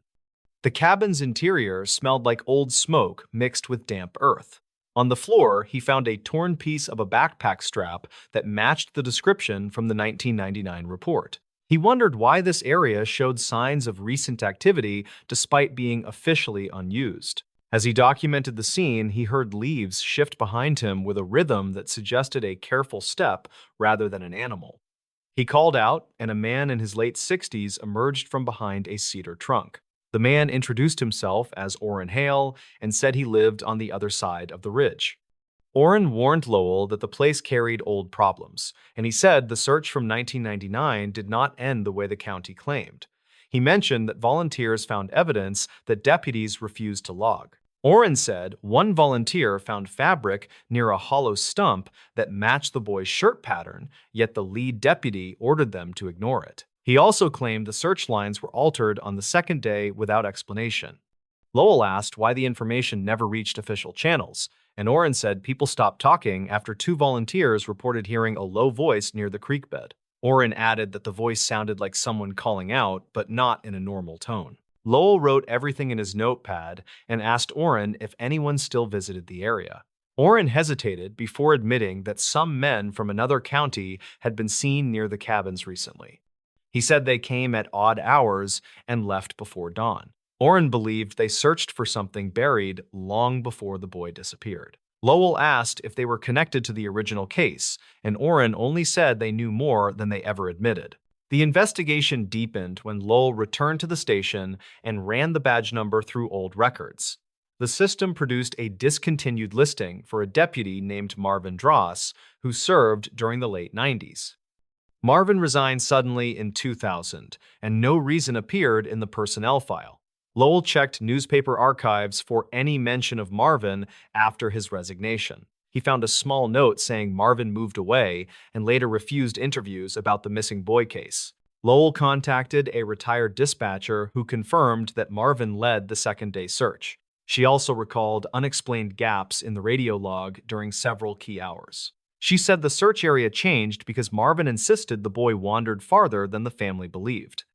When Lowell mentioned the badge fragment, the dispatcher grew quiet and said she once heard Marvin shouting at another deputy near the evidence tent during the search. She never learned what caused the argument. Lowell revisited the timberline 2 days later with a clearer plan. He walked past the first cabin and followed a faint trail toward the creek bed.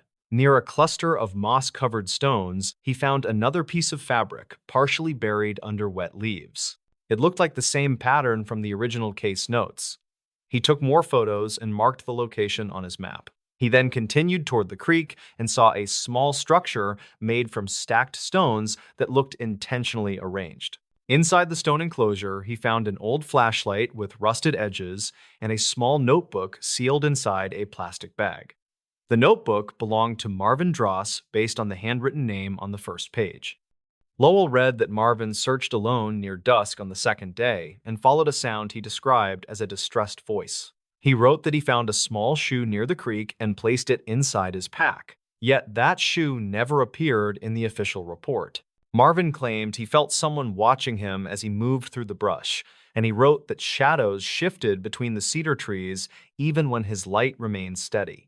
His final note said he planned to return later without the others, and the rest of the pages were blank. Lowell closed the notebook and realized that critical evidence never reached proper files. He also realized someone likely returned to the scene to retrieve missing items from that period.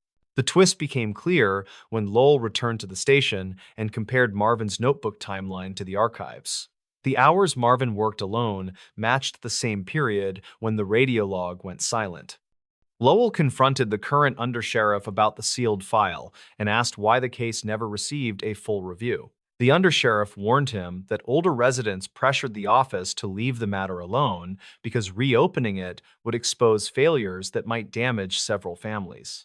According to the undersheriff, the search inaccurately mapped the boy's last known position, and a deputy lost track of a clue that should have shifted the entire grid.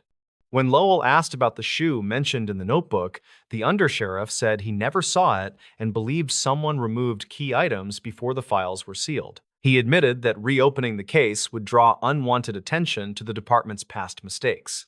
Lowell decided to file an internal request to unseal the remaining pages, yet he received calls from several residents that same evening. Each caller urged him to leave the case alone and claimed reopening it would bring more trouble than answers. One caller said the family of the missing boy moved away because they learned about irregularities in the investigation. Another caller mentioned seeing unfamiliar men near the timberline again, and he warned Lowell to stay away from that area. Lowell hesitated for several days as he reviewed every note from the scene. He knew the evidence pointed toward overlooked mistakes rather than something impossible, and he believed someone attempted to hide those mistakes by burying files.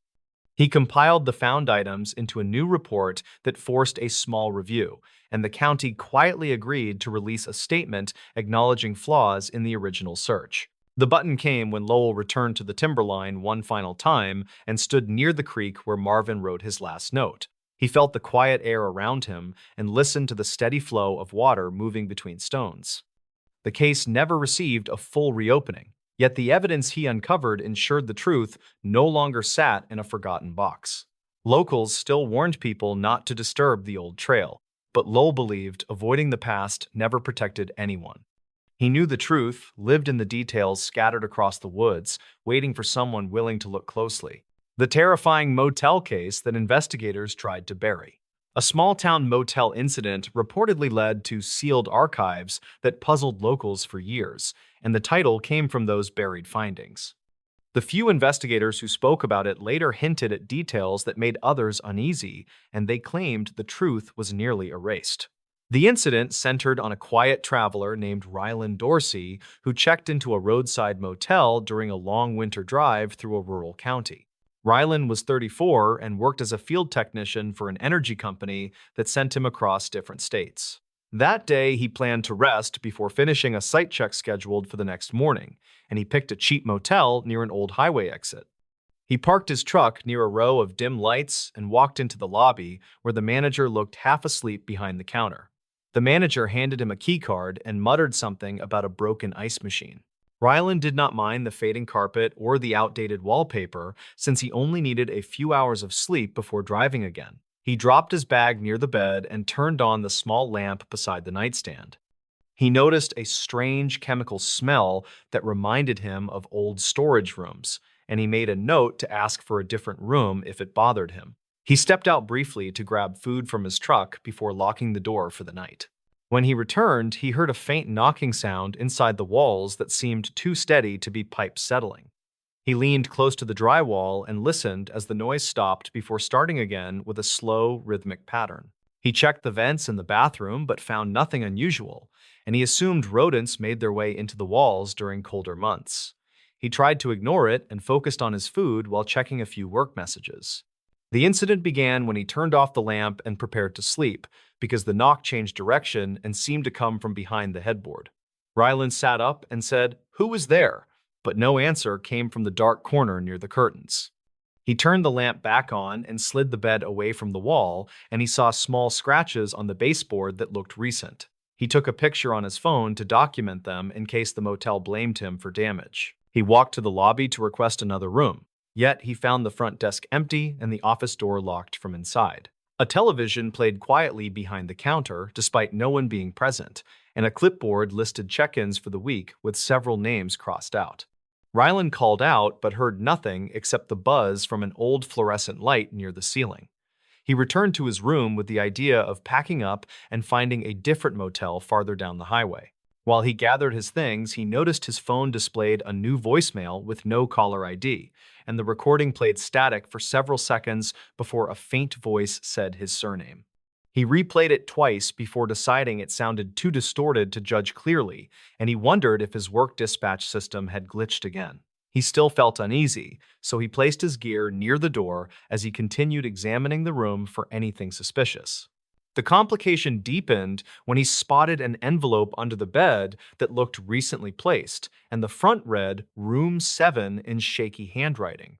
Inside was a small photograph of the same room taken from a low angle near the bathroom doorway, and the printed timestamp showed early morning hours of an unspecified date.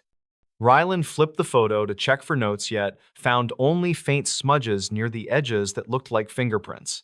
He felt a wave of pressure in his chest as he realized someone had taken the picture without permission.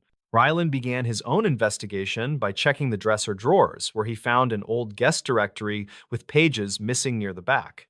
A faint indentation on one torn page spelled the name Callum Foy, and a date beneath it hinted at something from the early 2000s. He searched the room for anything else connected to that name and found a scratched keyring behind the mini-fridge. Someone had carved initials that matched the name, and he took another photo to document the find. He decided to explore the hallway and saw that several rooms showed signs of forced repairs, and the motel layout did not match the numbered sequence on the map near the stairwell. A couple who stayed in the room across the hall told him they heard repairs at night that never seemed finished. They recalled a deputy who once checked the property for missing person reports, and they mentioned a strange event from years earlier that staff refused to discuss. Rylan wrote their comments in his phone notes to keep a timeline. When he stepped outside for better reception, he noticed two older security cameras pointed toward the rooms near his, and both had frayed cables that seemed cut rather than weather-worn. He inspected the nearest camera housing and saw residue that suggested someone removed a memory card recently. He began connecting details, including the scratched baseboard, strange knocks, old photograph, missing directory pages, and severed camera lines. Everything pointed toward hidden surveillance or a long-ignored incident. Rylan attempted to contact county dispatch and reached a board operator who recognized the motel name and paused before answering further questions. The operator claimed maintenance calls often came from that property but ended abruptly when crews arrived. When Rylan asked about an incident involving someone named Callum, the operator ended the call with a quick statement that the line needed to be cleared for emergencies. Rylan found the reaction suspicious and decided to pack up completely before something else happened. His decision came too late because a heavy thud struck the wall beside the bathroom as he zipped his bag, and dust drifted from a new crack near the ceiling. He stepped back and watched the drywall push inward like something had leaned against it from the other side. A muffled voice sounded like someone trying to speak through a barrier, and it said a single word that resembled help. Rylan felt fear tighten his entire body as he realized the voice sounded recent and not like an echo from old damage. He recorded the sound with his phone and hurried into the hallway where he saw the manager emerging from the dark office with a flashlight. The manager froze when he saw the phone raised toward him and suggested Rylan leave without filing a complaint. Rylan demanded to know if someone was trapped behind the walls, and the manager claimed renovations years earlier sealed unused maintenance corridors. The explanation felt weak because the dust in the crack looked fresh and the voice did not resemble any airflow noise. Rylan stepped outside and flagged a patrol car that happened to slow near the entrance, and the deputy reluctantly followed him to the room. The deputy pressed his ear to the cracked section of wall and stepped back with a concerned look. He radioed for a second unit but changed his tone after speaking quietly with the motel manager. Instead of checking further, he ordered Rylan to collect his belongings and leave the property. The deputy wrote nothing in his notebook and refused to let Rylan remain near the room. According to Rylan, the deputy escorted him to his truck and waited until he drove away, and no paperwork documented the encounter. Rylan parked at a gas station several miles away and listened to the recording he captured, and the voice again whispered help before static overtook the sound. He sent the file to a friend who worked in a different county office and asked him to run a quiet check on past reports involving the motel. That friend later told him that several pages in the old archives were sealed after a missing person investigation involving someone named Callum Foy. The payoff came when the friend admitted the sealed pages included descriptions of a maintenance crawlspace project from the early 2000s, and a contractor reported that a worker vanished during debris clearing. The motel ownership allegedly pushed to keep operations open, and the investigation stalled after a few weeks. Those pages matched the same time frame as the torn directory entry in Ryland's room, and the friend believed the incident was buried to avoid legal trouble. Ryland later passed the findings to a local reporter who tried to question county officials, yet none agreed to speak on record. The motel eventually renovated the entire wing where Ryland stayed, and workers claimed they heard strange, muffled sounds during demolition. The county released a short statement saying no current threat existed, and they made no comment about the sealed archives or missing worker. The case never reached a full reopening, but Ryland always said the voice behind the wall did not sound like an echo from old plaster. He moved away from fieldwork soon after and kept the photograph from the envelope as a reminder. The truth behind that motel room stayed hidden inside scattered notes and old recordings, and officials eventually stopped responding to questions about it. Ryland believed someone tried to bury the findings because reopening them would reveal more than anyone wanted to admit. A child vanished in seconds. The footprints told a different story. The search teams later said the footprints were the strangest part of the entire case. They led clearly across loose soil near the tree line, then changed shape in a way no one wanted to explain. The child disappeared so fast that investigators first suspected a simple wandering accident, but the tracks forced them to reconsider everything. 7-year-old Aiden Ralden traveled with his mother, Mira, to a quiet campground near a forested ridge outside a small mountain town. She worked long shifts at a distribution center and promised him a weekend of fresh air before school piled on more stress. The campground had a small creek, a short nature trail, and enough open space for kids to run safely. Several families returned to the area each year because nothing unusual ever happened there, according to the ranger logs. They arrived late Saturday morning, pitched a small tent near the lower loop, and met a nearby couple who recognized Mira from previous summers. The weather stayed mild, with a steady breeze coming down the ridge. Aiden played near the picnic table with a toy truck, while Mira prepared a simple lunch. Everything remained normal, according to witnesses who later reviewed the timeline. Around 1 in the afternoon, a young hiker named Ren Vero stopped at the campground before heading to the creek. He greeted the families and noticed Aiden building a small dirt ramp for his truck near the start of the nature trail. Mira chatted briefly with Ren while keeping Aiden well within view. Several people later confirmed that nothing seemed off or concerning. Aiden asked if he could run a little farther down the trail to collect smooth stones. Mira agreed, but told him to stay where she could see the first 2 bends. He nodded and sprinted forward. Ren recalled hearing the rustle of leaves as the boy disappeared around the first turn. Mira wiped her hands on a towel, glanced toward the bend, and continued arranging their food. Less than a minute passed before she called his name. No answer came back. She stood, walked several steps toward the trail, and called again. Still nothing. Ren joined her and listened carefully. Both heard only wind moving through the upper branches, without the usual chatter of birds that normally perched in that area. They reached the first bend and found the boy's toy truck resting upright on the soil. Small footprints led away from the truck toward the next curve in the path. Mira knelt and shouted again. Ren sprinted forward to check the next section. He expected to find Aiden crouched near the creek or hiding behind a stump.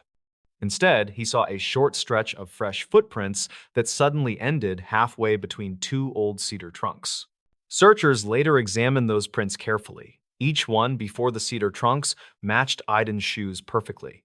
The spacing and depth indicated a normal running stride. What confused everyone was the last part. The final 2 impressions grew slightly deeper than the previous ones, as if he pushed off hard. After those 2 prints, the soil remained undisturbed, smooth and unbroken. Mira called rangers immediately using a nearby family's phone. The first team arrived within minutes because a patrol truck had been covering the main road closer than usual. The rangers examined the prints, the surrounding ground, the trunks, and the low brush nearby. No broken branches indicated a fall. No drag marks suggested an animal. The soil stayed soft enough to record the smallest movements, yet nothing else appeared. The search expanded quickly. Volunteers spread across the lower loop while dogs ran the perimeter. The dogs followed Aiden's scent to the cedar trunks, then stopped completely. One dog circled several times, then sat down, confused. The handler said the dog acted as if the scent rose upward or simply vanished into open air. That detail forced the team to slow their assumptions and treat the area like a potential anomaly. Ranger Helene Varick, who led many missing child operations, studied the ground again. She noticed something subtle. Near the place where the footprint stopped, tiny pebbles looked slightly displaced in a fan-shaped pattern, not enough to indicate a slide, but enough to suggest a sharp upward push. She compared that pattern to documented jump landings from other cases, but found no matching example. The pebbles looked scattered outward rather than downward. Half an hour after the search began, Helene ordered a sweep of the creek bank. Though unlikely, kids sometimes slipped silently into water. Teams found no footprints, wet soil, or disturbed moss.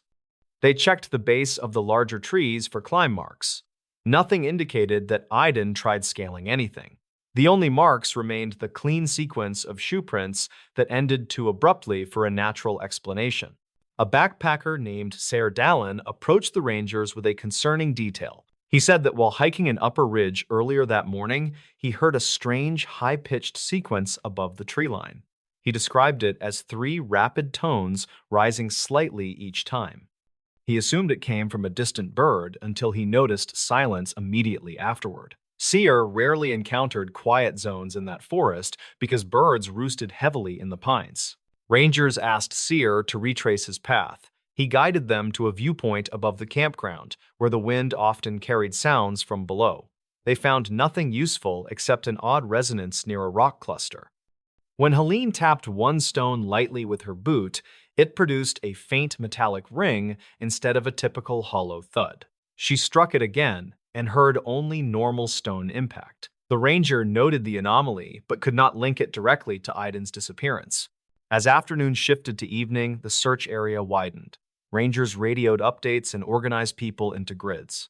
The families at the campground helped where they could. Mira remained near the cedar trunks, whispering her son's name, refusing to leave the prints behind. She studied the soil repeatedly, trying to make sense of the clean ending. Ren stayed with her and offered quiet support, though he found no words that matched the moment. During the second day, investigators flagged a secondary trail about 50 yards uphill where faint impressions appeared between patches of moss. At first, they hoped these impressions belonged to Aiden, but the spacing and shape did not match his known shoe size. These prints looked longer and narrower, with a slight inward tilt at the toe. A biologist later said the impressions did not align with deer, bear, or any known wildlife in the region. Another team discovered an odd patch of bark shavings near a leaning pine tree. The shavings formed a semicircle at the base, as if something pressed against the trunk and scraped downward lightly. Above that semicircle, the bark showed faint vertical streaks, not consistent with claws or boots. Helene measured the streaks and concluded they were too parallel and evenly spaced to be natural. She documented the finding, but could not tie it to the disappearance directly. Late on the second day, a piece of new information arrived from a retired ranger named Tavin Krusk, who recognized the ridge's description. He said that around 20 years earlier, survey workers reported odd echoes near that same bend in the trail, describing them as hollow tones that shifted pitch when people walked past certain stones. Those notes survived in an old binder stored at the ranger station, but were never added to the digital logs. Rangers reviewed the binder that evening. One page described a brief search for a missing hiker in that same general zone. That hiker returned on his own after several hours and refused to explain where he went. He only said the air felt heavy and he lost track of direction near a pair of cedar trunks. When pressed, he repeated that he thought something whispered from inside the branches, though no one else heard it. Armed with the older notes, the team focused again on the 2 cedar trunks. They brought in thermal imaging and checked every cavity. The cameras registered nothing unusual except a brief cold line between the trunks that faded quickly. A technician said the drop might come from wind funneling through a narrow gap, though that gap did not appear visible from any angle. The third morning ended the search effort. A volunteer found a single fresh footprint on a patch of soil near the far edge of the campground. The print looked exactly like Aiden's shoe, except for one detail. The heel impression seemed deeper than anything a child of his size should create. It was as if something heavier pressed the shoe shape downward. The print stood alone without any others nearby. Helene studied the odd footprint and recognized the pattern from the first set of tracks. She compared soil density and angle. The new print pressed deeper and cleaner, suggesting downward pressure without forward movement. She documented it carefully, then ordered the grid search to stop. She never gave an official explanation, but told the staff they could not risk pushing the volunteers farther into areas with unstable signals and unexplained footprints. The case closed with undetermined cause and insufficient evidence. Mira stayed near the campground for several days. She visited the cedar trunks each morning and sat silently beside the place where the soil remained smooth. The campground reopened weeks later, though. Visitors occasionally mentioned that the air near the first bend felt unnaturally still. Some claimed they heard faint upward tones during late afternoons, though none recorded them. Rangers do not place signage near that part of the trail anymore. They simply advise families to stay within view of the main clearing. Those who worked the search still remember Mira's quiet calls, the clean ending of the footprints, and the odd pebble pattern that suggested a force moving upward rather than forward. The forest remains calm today, sunlit and peaceful, with families hiking along the same path. Yet the ending point of the footprints stays burned into the memories of everyone who saw them. A child vanished in seconds, but the ground beneath him told a story no one felt ready to understand. In this new story, true blizzard horror stories people still whisper about. The relentless winter of 1993 transformed the peaceful landscapes of northern Maine into an unforgiving white wasteland. Local records show that the state police received several frantic calls during the peak of the storm regarding unusual sightings.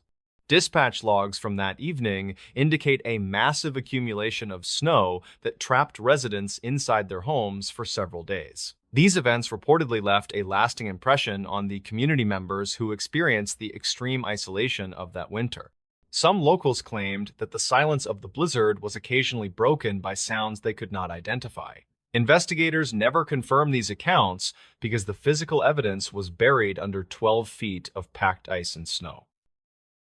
24-year-old Marcus Reed worked as a seasonal technician for a telecommunications company based in rural Aroostook County. He was tasked with monitoring the remote signal towers located deep within the heavily forested regions of the northern Maine woods. Marcus arrived at the isolated maintenance cabin with the goal of ensuring that emergency communications remained functional during the storm.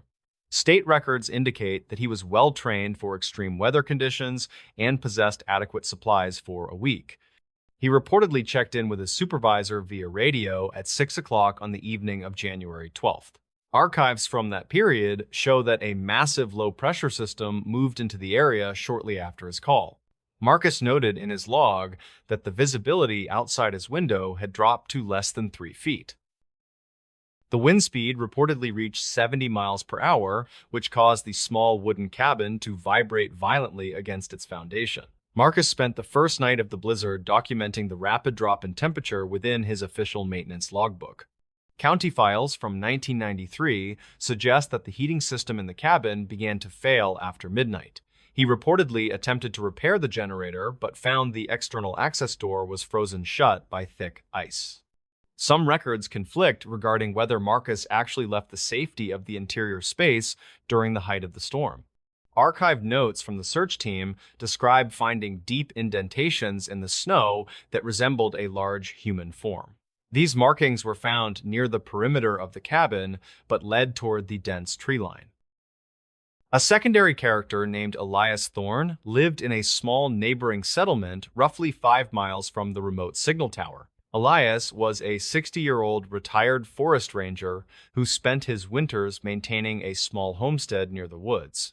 His primary purpose for remaining in the area during the record-breaking blizzard was to protect his livestock and property. Local dispatch logs show that Elias attempted to contact the state police to report a strange light in the forest. He reportedly claimed that the light appeared to move in a synchronized pattern despite the overwhelming force of the wind. State records show that no aircraft or vehicles were authorized to operate in that region during the severe storm. Investigators never confirmed the source of the light, although some locals claimed it was a thermal reflection. The storm continued for 4 consecutive days, which effectively cut off all road access to the northern parts of the county. Marcus reportedly began recording his observations on a small handheld tape device as the temperature inside the cabin plummeted further. These archive notes suggest that Marcus heard a consistent scratching sound originating from the roof of the small structure. He described the noise as rhythmic and deliberate rather than the random battering of wind-blown debris or branches. County files from 2009 reveal that the cabin roof showed signs of significant structural stress upon inspection. Investigators noted that the damage was inconsistent with the weight of snow alone, but provided no further explanation. Marcus stopped recording his voice entries on the 3rd night of the blizzard, according to the recovered device. When the state police finally reached the cabin, they found the front door standing wide open to the freezing elements. The interior was completely covered in a layer of fine snow that had drifted into every corner of the room. Marcus was nowhere to be found, despite the fact that his heavy winter gear remained hanging on the wall hooks. State records indicate that his boots were still sitting by the cold stove, along with his radio and flashlight. Reported evidence suggests that someone had attempted to block the windows from the inside using heavy furniture and plywood. Investigators never confirmed why Marcus would leave the warmth of the cabin without his essential cold weather survival equipment.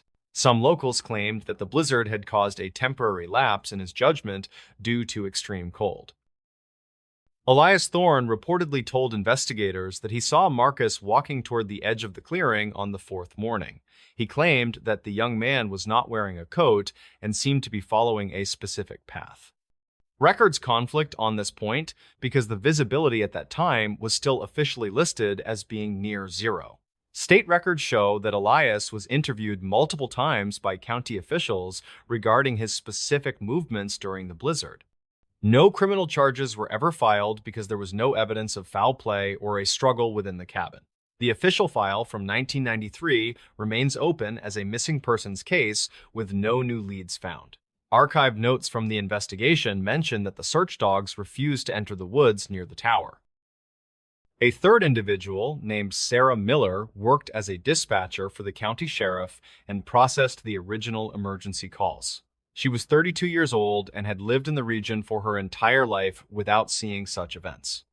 Sarah documented several reports from other residents who claimed to hear voices calling through the wind during the peak storm. These reports were dismissed as auditory hallucinations caused by the high-frequency whistling of the wind through the pines. Sarah kept personal notes, which mentioned a series of silent calls that originated from the maintenance cabin's dedicated line. State records show that the phone lines in that area were officially down throughout the duration of the blizzard. Investigators never confirmed how a signal could have reached the dispatch center during that specific time frame. The community of northern Maine still whispers about the strange disappearances that occurred during the historic winter of 1993. Every few years, a hiker or hunter finds a piece of clothing or equipment in the dense forest near the cabin. County files from 2009 mention the discovery of a rusted maintenance tool found miles from the signal tower. Reported sightings of a lone figure walking through the snow continue to surface whenever a major winter storm approaches. Investigators never confirmed these modern accounts and attribute them to the lingering local legends of the great 1993 blizzard. Some residents believe that the forest holds secrets that were meant to be buried forever beneath the deep ice. The truth remains hidden within the archived notes and conflicting testimonies of those who survived the frozen white darkness. A missing hiker reported someone behind him moments before silence. The call came in just after 4 in the afternoon, and the dispatcher immediately knew something was wrong. The man on the line spoke in a low, shaky voice and said he was hiking an old fire access trail outside a remote canyon. He kept repeating that someone was behind him. When the dispatcher asked if he could see the person, the man whispered no, but he could hear footsteps right after his own. Then the call cut out. The hiker was Rowan Naris, a 31-year-old outdoor photographer who frequently visited that canyon for long solo trips. He was experienced, always prepared, and never the type to panic. That made his final recorded words much more alarming. Deputies found Rowan's car parked neatly at the small gravel lot near the gate. Inside sat his gear case, a water bottle, and a folded map with one route outlined. That route led to a narrow shoulder of trail called Switch Bend, known for unusual acoustics created by sheer rock on both sides. Locals said the place echoed strangely at night, but nothing dangerous was ever reported there. A search team followed Rowan's boot prints along the trail and noticed something odd within the first half mile. His steps were steady until they reached the canyon's echo pocket. From there, his prints grew closer together, as if he started walking cautiously. Another set of impressions appeared beside his footprints, long, narrow marks shaped nothing like boots or hooves. They trailed him for several yards, then vanished abruptly at a cluster of stones. A deputy named Ryland Torr replayed the last seconds of Rowan's call using his body camera microphone. When the volume was raised, everyone heard it. Right after Rowan said someone was behind him, a faint whisper overlapped his voice. It didn't sound like wind or static. It sounded like Rowan repeating his own words, only thinner, strained, and a moment out of sync. The team found Rowan's small audio recorder a mile farther up the trail. It was lying on a smooth rock, still running. The first part of the file contained Rowan walking, breathing lightly, and occasionally talking into the device about lighting conditions for his photos. Then his tone changed. He whispered that he felt watched, even though he had checked behind him several times. He said the footsteps kept matching him, but always arrived a little late. The next section of audio recorded something moving through brush with slow, scraping friction. Rowan asked if anyone was there. A second voice answered him with a faint version of his question, as if repeating his exact sentence in a disjointed echo. Rowan's breathing sped up. He whispered that the voice sounded close, much closer than the footsteps. The final 10 seconds were the most disturbing. Rowan said, "It's right behind me." Then came a sharp inhale from something just off the recorder's mic, followed by Rowan breaking into a run. After that, the audio dissolved into a heavy rush of air, a single impact, and total silence. Search teams found signs of a struggle near a narrow rock slot farther up the trail. Soil had been swept clean in uneven patches, and scuff marks suggested Rowan slipped or was pulled off balance. No prints led away from the clearing. No broken branches, no drop marks, nothing indicating a direction of travel. The only clue sat at the base of the rock slot. 3 elongated impressions in the dirt, spaced in a strange rhythmic pattern. Rangers said they were too long for a human foot, but too narrow for an animal. One print overlapped Rowan's last boot mark. Specialists reviewed the audio and confirmed the second voice was not an electronic echo. It lacked the acoustic signature of canyon bounceback. It also repeated Rowan's tone, but not his breath, meaning it copied structure without copying life behind it. The canyon was closed for 2 weeks while a wider team searched the slopes and drainage channels. They found no remains, no additional gear, no sign that Rowan ever left the immediate trail corridor. It was as if he vanished the moment the recording ended. The official report listed Rowan as missing with unexplained circumstances. Unofficially, rangers still warn each other about Switchbend. Some say the canyon echoes are not echoes at all. They say the place answers you, not instantly, not naturally. A second late, like someone standing where you just stood, whispering your own words back to you. Rowan's final recording remains locked in evidence. The dispatcher who took his last call refuses to listen to it again. She told investigators the same thing she writes in her incident notes. When a voice repeats someone's words after they stop speaking, it usually means the caller is not alone. She said Rowan went silent because whatever stood behind him finally closed the gap. She killed her victims on camera, the disturbing files of Aileen Wuornos. The humid air of central Florida hung heavy and thick over the dense sawgrass along the interstate highway. A patrolman stepped carefully through the muddy brush to examine the gray sedan that was abandoned near the woods. The vehicle had been sitting on the shoulder of the road for 2 days before anyone called it in. The year was 1989, and the stretch of highway was known for its isolation and long shadows. Detective Kalen arrived at the scene shortly after the patrolman discovered what was hidden in the tall grass nearby. A man's body lay face down in the dirt, and he was covered by a few discarded carpet squares. The detective swatted away the buzzing flies and knelt down to inspect the victim for any immediate identification. He noticed that the man had been shot multiple times in the torso with a small caliber firearm. The pockets of his trousers were turned inside out, and his wallet was missing from the scene entirely. Kalen stood up and looked at the endless stream of cars passing by on the busy interstate highway. He had a sinking feeling that this was not going to be a simple robbery gone wrong case. The precision of the shots and the concealment of the body suggested a cold and calculated level of violence. This was the beginning of a dark winter that would terrify the residents of the sunny southern state. The investigation moved slowly at first because there were no witnesses and very little forensic evidence to process. The humidity and the daily afternoon rains had washed away any tire tracks or footprints near the sedan.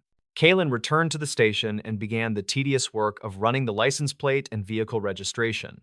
The car belonged to a shop owner who had been reported missing by his family 2 days prior. He was known to carry large amounts of cash and often picked up hitchhikers on his long drives. The detective pinned the photo of the victim on the bulletin board and started a new case file. 6 months passed without any major leads, and the case began to go cold in the filing cabinet. Then, a second body was discovered in a wooded area in a neighboring county along the same highway. The victim was another middle-aged man who had been shot with a .22 caliber pistol. His car was found several miles away, and it had been wiped clean of any useful fingerprints. Kalen drove to the county morgue to compare the ballistics reports from the two seemingly unrelated crime scenes. The bullets recovered from both victims were a perfect match and proved they were killed by the same gun. The press began to pick up on the story and dubbed the unknown assailant the highway killer. Truck drivers and traveling salesmen were warned to be careful and not to pick up any strangers. The police profile suggested that the killer was likely a man who was drifting along the interstate system. They believed he was acting alone and using the victims for transportation and quick cash to survive. Kalen sat at his desk and stared at the map of the state marked with red pins. He felt that the profile was wrong because the victims were all large and capable men. It seemed unlikely that a single male attacker could surprise them without a struggle or signs of a fight. The break in the case finally came from a witness who saw a car veer off the road. A vehicle had crashed into a fence in a rural area, and 2 women were seen fleeing the scene. The witnesses described one woman as short and stocky with blonde hair and a very aggressive demeanor. The other woman was described as younger and more timid as she followed the blonde into the woods. The car they crashed belonged to a man who had been found dead just a few days earlier. Kalen received the call about the accident and immediately drove to the scene to supervise the forensic sweep. The interior of the crashed car was a goldmine of evidence that the killer had carelessly left behind. They found empty beer cans and receipts from various motels scattered across the floorboards of the vehicle. There was also a bloody fingerprint on the rearview mirror that the suspect had missed while wiping the car.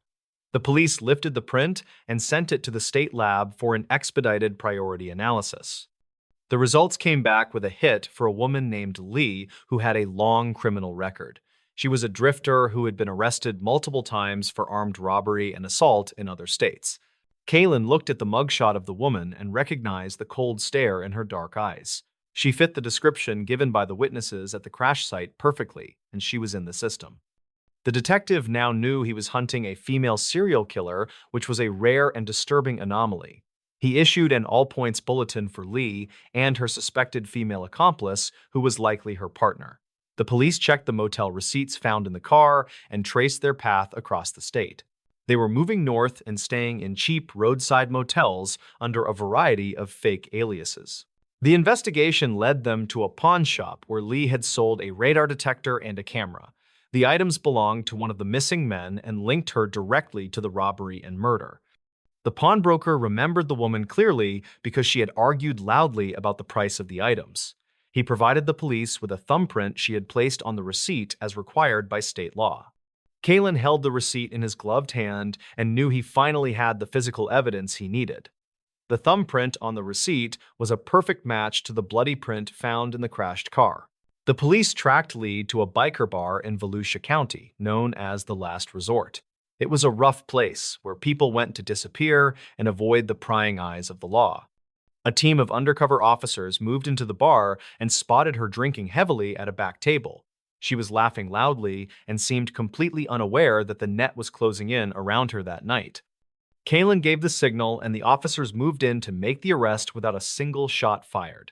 Lee screamed and cursed at the officers as they dragged her out of the bar in handcuffs. She was brought to the interrogation room where the disturbing files of the investigation would truly be opened. Kalen sat across from her and placed the photos of the 7 victims on the metal table. Lee looked at the photos with no emotion and simply asked for a cigarette and a fresh coffee. She denied everything at first and claimed she was just a hitchhiker who got lucky with rides. The detective knew he needed a confession to ensure a conviction because the physical evidence was circumstantial. He decided to use her partner Tyra as leverage to get her to break her silence. Tyra had been found at a separate location and was cooperating fully with the police investigation team. The police told Lee that they were going to charge Tyra as an accomplice to the murders. This news caused Lee to snap, and her demeanor changed from defiant to protective in an instant. She looked directly into the camera lens that was recording the interrogation and began to speak. She told the detectives that she would confess to everything if they promised to let Tyra go free. Kalen agreed to the deal and pressed the record button on the video camera to capture the statement. This was the moment where she killed her victims all over again on camera for the world to see. She described each murder in graphic detail and reenacted the moments leading up to the fatal shots. She claimed that every single one of the men had tried to assault her after picking her up. She said she killed them in self-defense and that she was the victim in the situation. Her voice was raspy, and her eyes were wide and manic as she told her side of the story. The camera captured every twitch and every shift in her tone as she relived the violent events. The public was horrified and fascinated by the footage of the woman who killed 7 men. The tapes were played on the news, and she became an instant celebrity in the darkest possible way. Kalen watched the tapes over and over again, trying to find the truth in her rambling confession. He noticed that her story changed slightly every time she told it to a different person. Sometimes she was the victim, and other times she was a cold-blooded predator hunting for cash. The files grew thicker with each interview and each letter she wrote from her prison cell. The trial was a media circus that drew reporters from all over the world to the courthouse. Lee arrived each day wearing a different outfit and smiling for the cameras that lined the hallway. She seemed to enjoy the attention and used the platform to rant about the justice system. The jury watched the videotaped confession and saw the lack of remorse in her eyes on the screen. The prosecutor argued that she lured the men into the woods to rob them and kill them. The defense tried to paint her as a damaged woman who was fighting back against a lifetime of abuse. Kalen took the stand and testified about the evidence found in the car and the pawn shop. He described the cold efficiency of the killings and the way the bodies were hidden in the brush. The jury deliberated for a short time before returning with a guilty verdict on all counts. Lee stood up and shouted at the jury, calling them corrupt and wishing them all a painful death. The judge sentenced her to death for the murders of the 7 men along the Florida highways. She was sent to death row, where she would spend the next decade waiting for her execution. During her time in prison, she continued to grant interviews to documentarians and news reporters. The files of Aileen Wuornos continued to grow even as she sat in a small isolation cell. She told wild stories about conspiracies and police corruption that made no sense to anyone who listened. Her mental state seemed to deteriorate rapidly as the date of her execution drew closer. She claimed that the camera was her only friend and the only way to get her truth out. The footage from these later years showed a woman who was completely detached from reality. Kalen retired from the police force, but he never forgot the look in her eyes on the tape. He kept a copy of the case file in his study as a reminder of the evil he had seen. The case changed the way police investigated serial killers and highlighted the dangers of the open road. The myth of the safe hitchhiker was destroyed forever by the woman with the .22 caliber pistol. The families of the victims finally got closure when the state carried out the sentence in 2002. Lee's final words were as erratic and strange as her life had been leading up to that moment. The true tragedy of the story was the trail of destruction she left behind in her wake. 7 men were dead, and their families were left to pick up the pieces of their shattered lives. The disturbing files of the investigation revealed a life of hardship that spiraled into extreme violence. It was a story of a woman who fell through every crack in society until she hit the bottom. But it was also a story of cold-blooded murder committed for a few $100s and a car. The camera captured it all and preserved the horror for future generations to study and analyze. Kaylin often wondered if things could have been different if she had been caught after the first murder. He thought about the man in the gray sedan and how long he lay in the tall grass. The detective knew that he had done his best to stop her before she could kill again. The humid air of Florida still hung heavy over the highways where the crimes took place. The woods were silent now, but the memory of the violence remained in the soil. Drivers still glanced at the tree line, wondering what secrets were hidden in the deep sawgrass. The tapes of her confession remain some of the most chilling pieces of evidence in criminal history. They show a human being who has completely lost the ability to feel empathy for others. She spoke of killing as if it were a mundane task, like buying groceries or pumping gas. The disconnect between her words and her actions was what terrified the public the most. She was a mirror reflecting the darkest parts of human nature back at the world. The title of the monster stuck to her, but she was just a broken person with a gun. The legacy of the case serves as a warning about the unseen dangers that exist in the world. It reminds us that evil does not always look like a monster from a movie. Sometimes it looks like a stranded motorist waving for help on the side of a lonely road. The camera lens captures the surface, but the files reveal the terrifying depth of the human soul. Kaylin closed the file one last time and placed it in a box in the attic. He walked out onto his porch and watched the sun set over the Florida landscape. The crickets began to chirp in the twilight, and the heat of the day began to fade. He took a deep breath of the cooling air and tried to push the memories away. The story was over, and justice had been served in the eyes of the law. But the images on the screen would never truly fade from his mind. They were burned there forever, like a scar that refused to heal. The woman who killed her victims on camera had left a mark that would never be erased. The highways continued to flow with traffic as people went about their daily lives. They drove past the spots where the bodies were found without ever knowing what happened there. The anonymity of the road was restored, and the secrets were buried once again. But in the archives of the police department, the tapes sat on a dusty shelf. They waited for the next detective or researcher to pull them down and hit play. The disturbing voice of Lee would fill the room once again and tell her terrible story. The investigation proved that technology and forensic science were powerful tools in solving crimes. The thumbprint and the ballistics were the keys that unlocked the mystery of the highway killings. But it was the camera that provided the window into the mind of the killer. It allowed the world to see the face of the person responsible for the terror. It turned a faceless predator into a human being with a name and a voice. And in the end, that was the most frightening part of the entire ordeal. The realization that a person could commit such acts and then talk about them so casually, it challenged the definition of sanity and forced society to look at its failures. The case of Eileen Wuornos will always be remembered as a tragedy of American life. It is a story of violence and madness that played out on the national stage. The files are closed, but the questions remain about how such a thing could happen. And the camera continues to watch, waiting for the next story to unfold.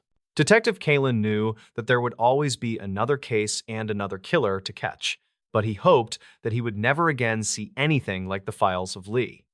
He went inside his house and locked the door behind him for the night. The safety of his home felt fragile after spending so much time in the darkness. He sat down in his chair and listened to the silence of the empty room. It was a peaceful sound compared to the noise of the interrogation room. He closed his eyes and finally let himself rest.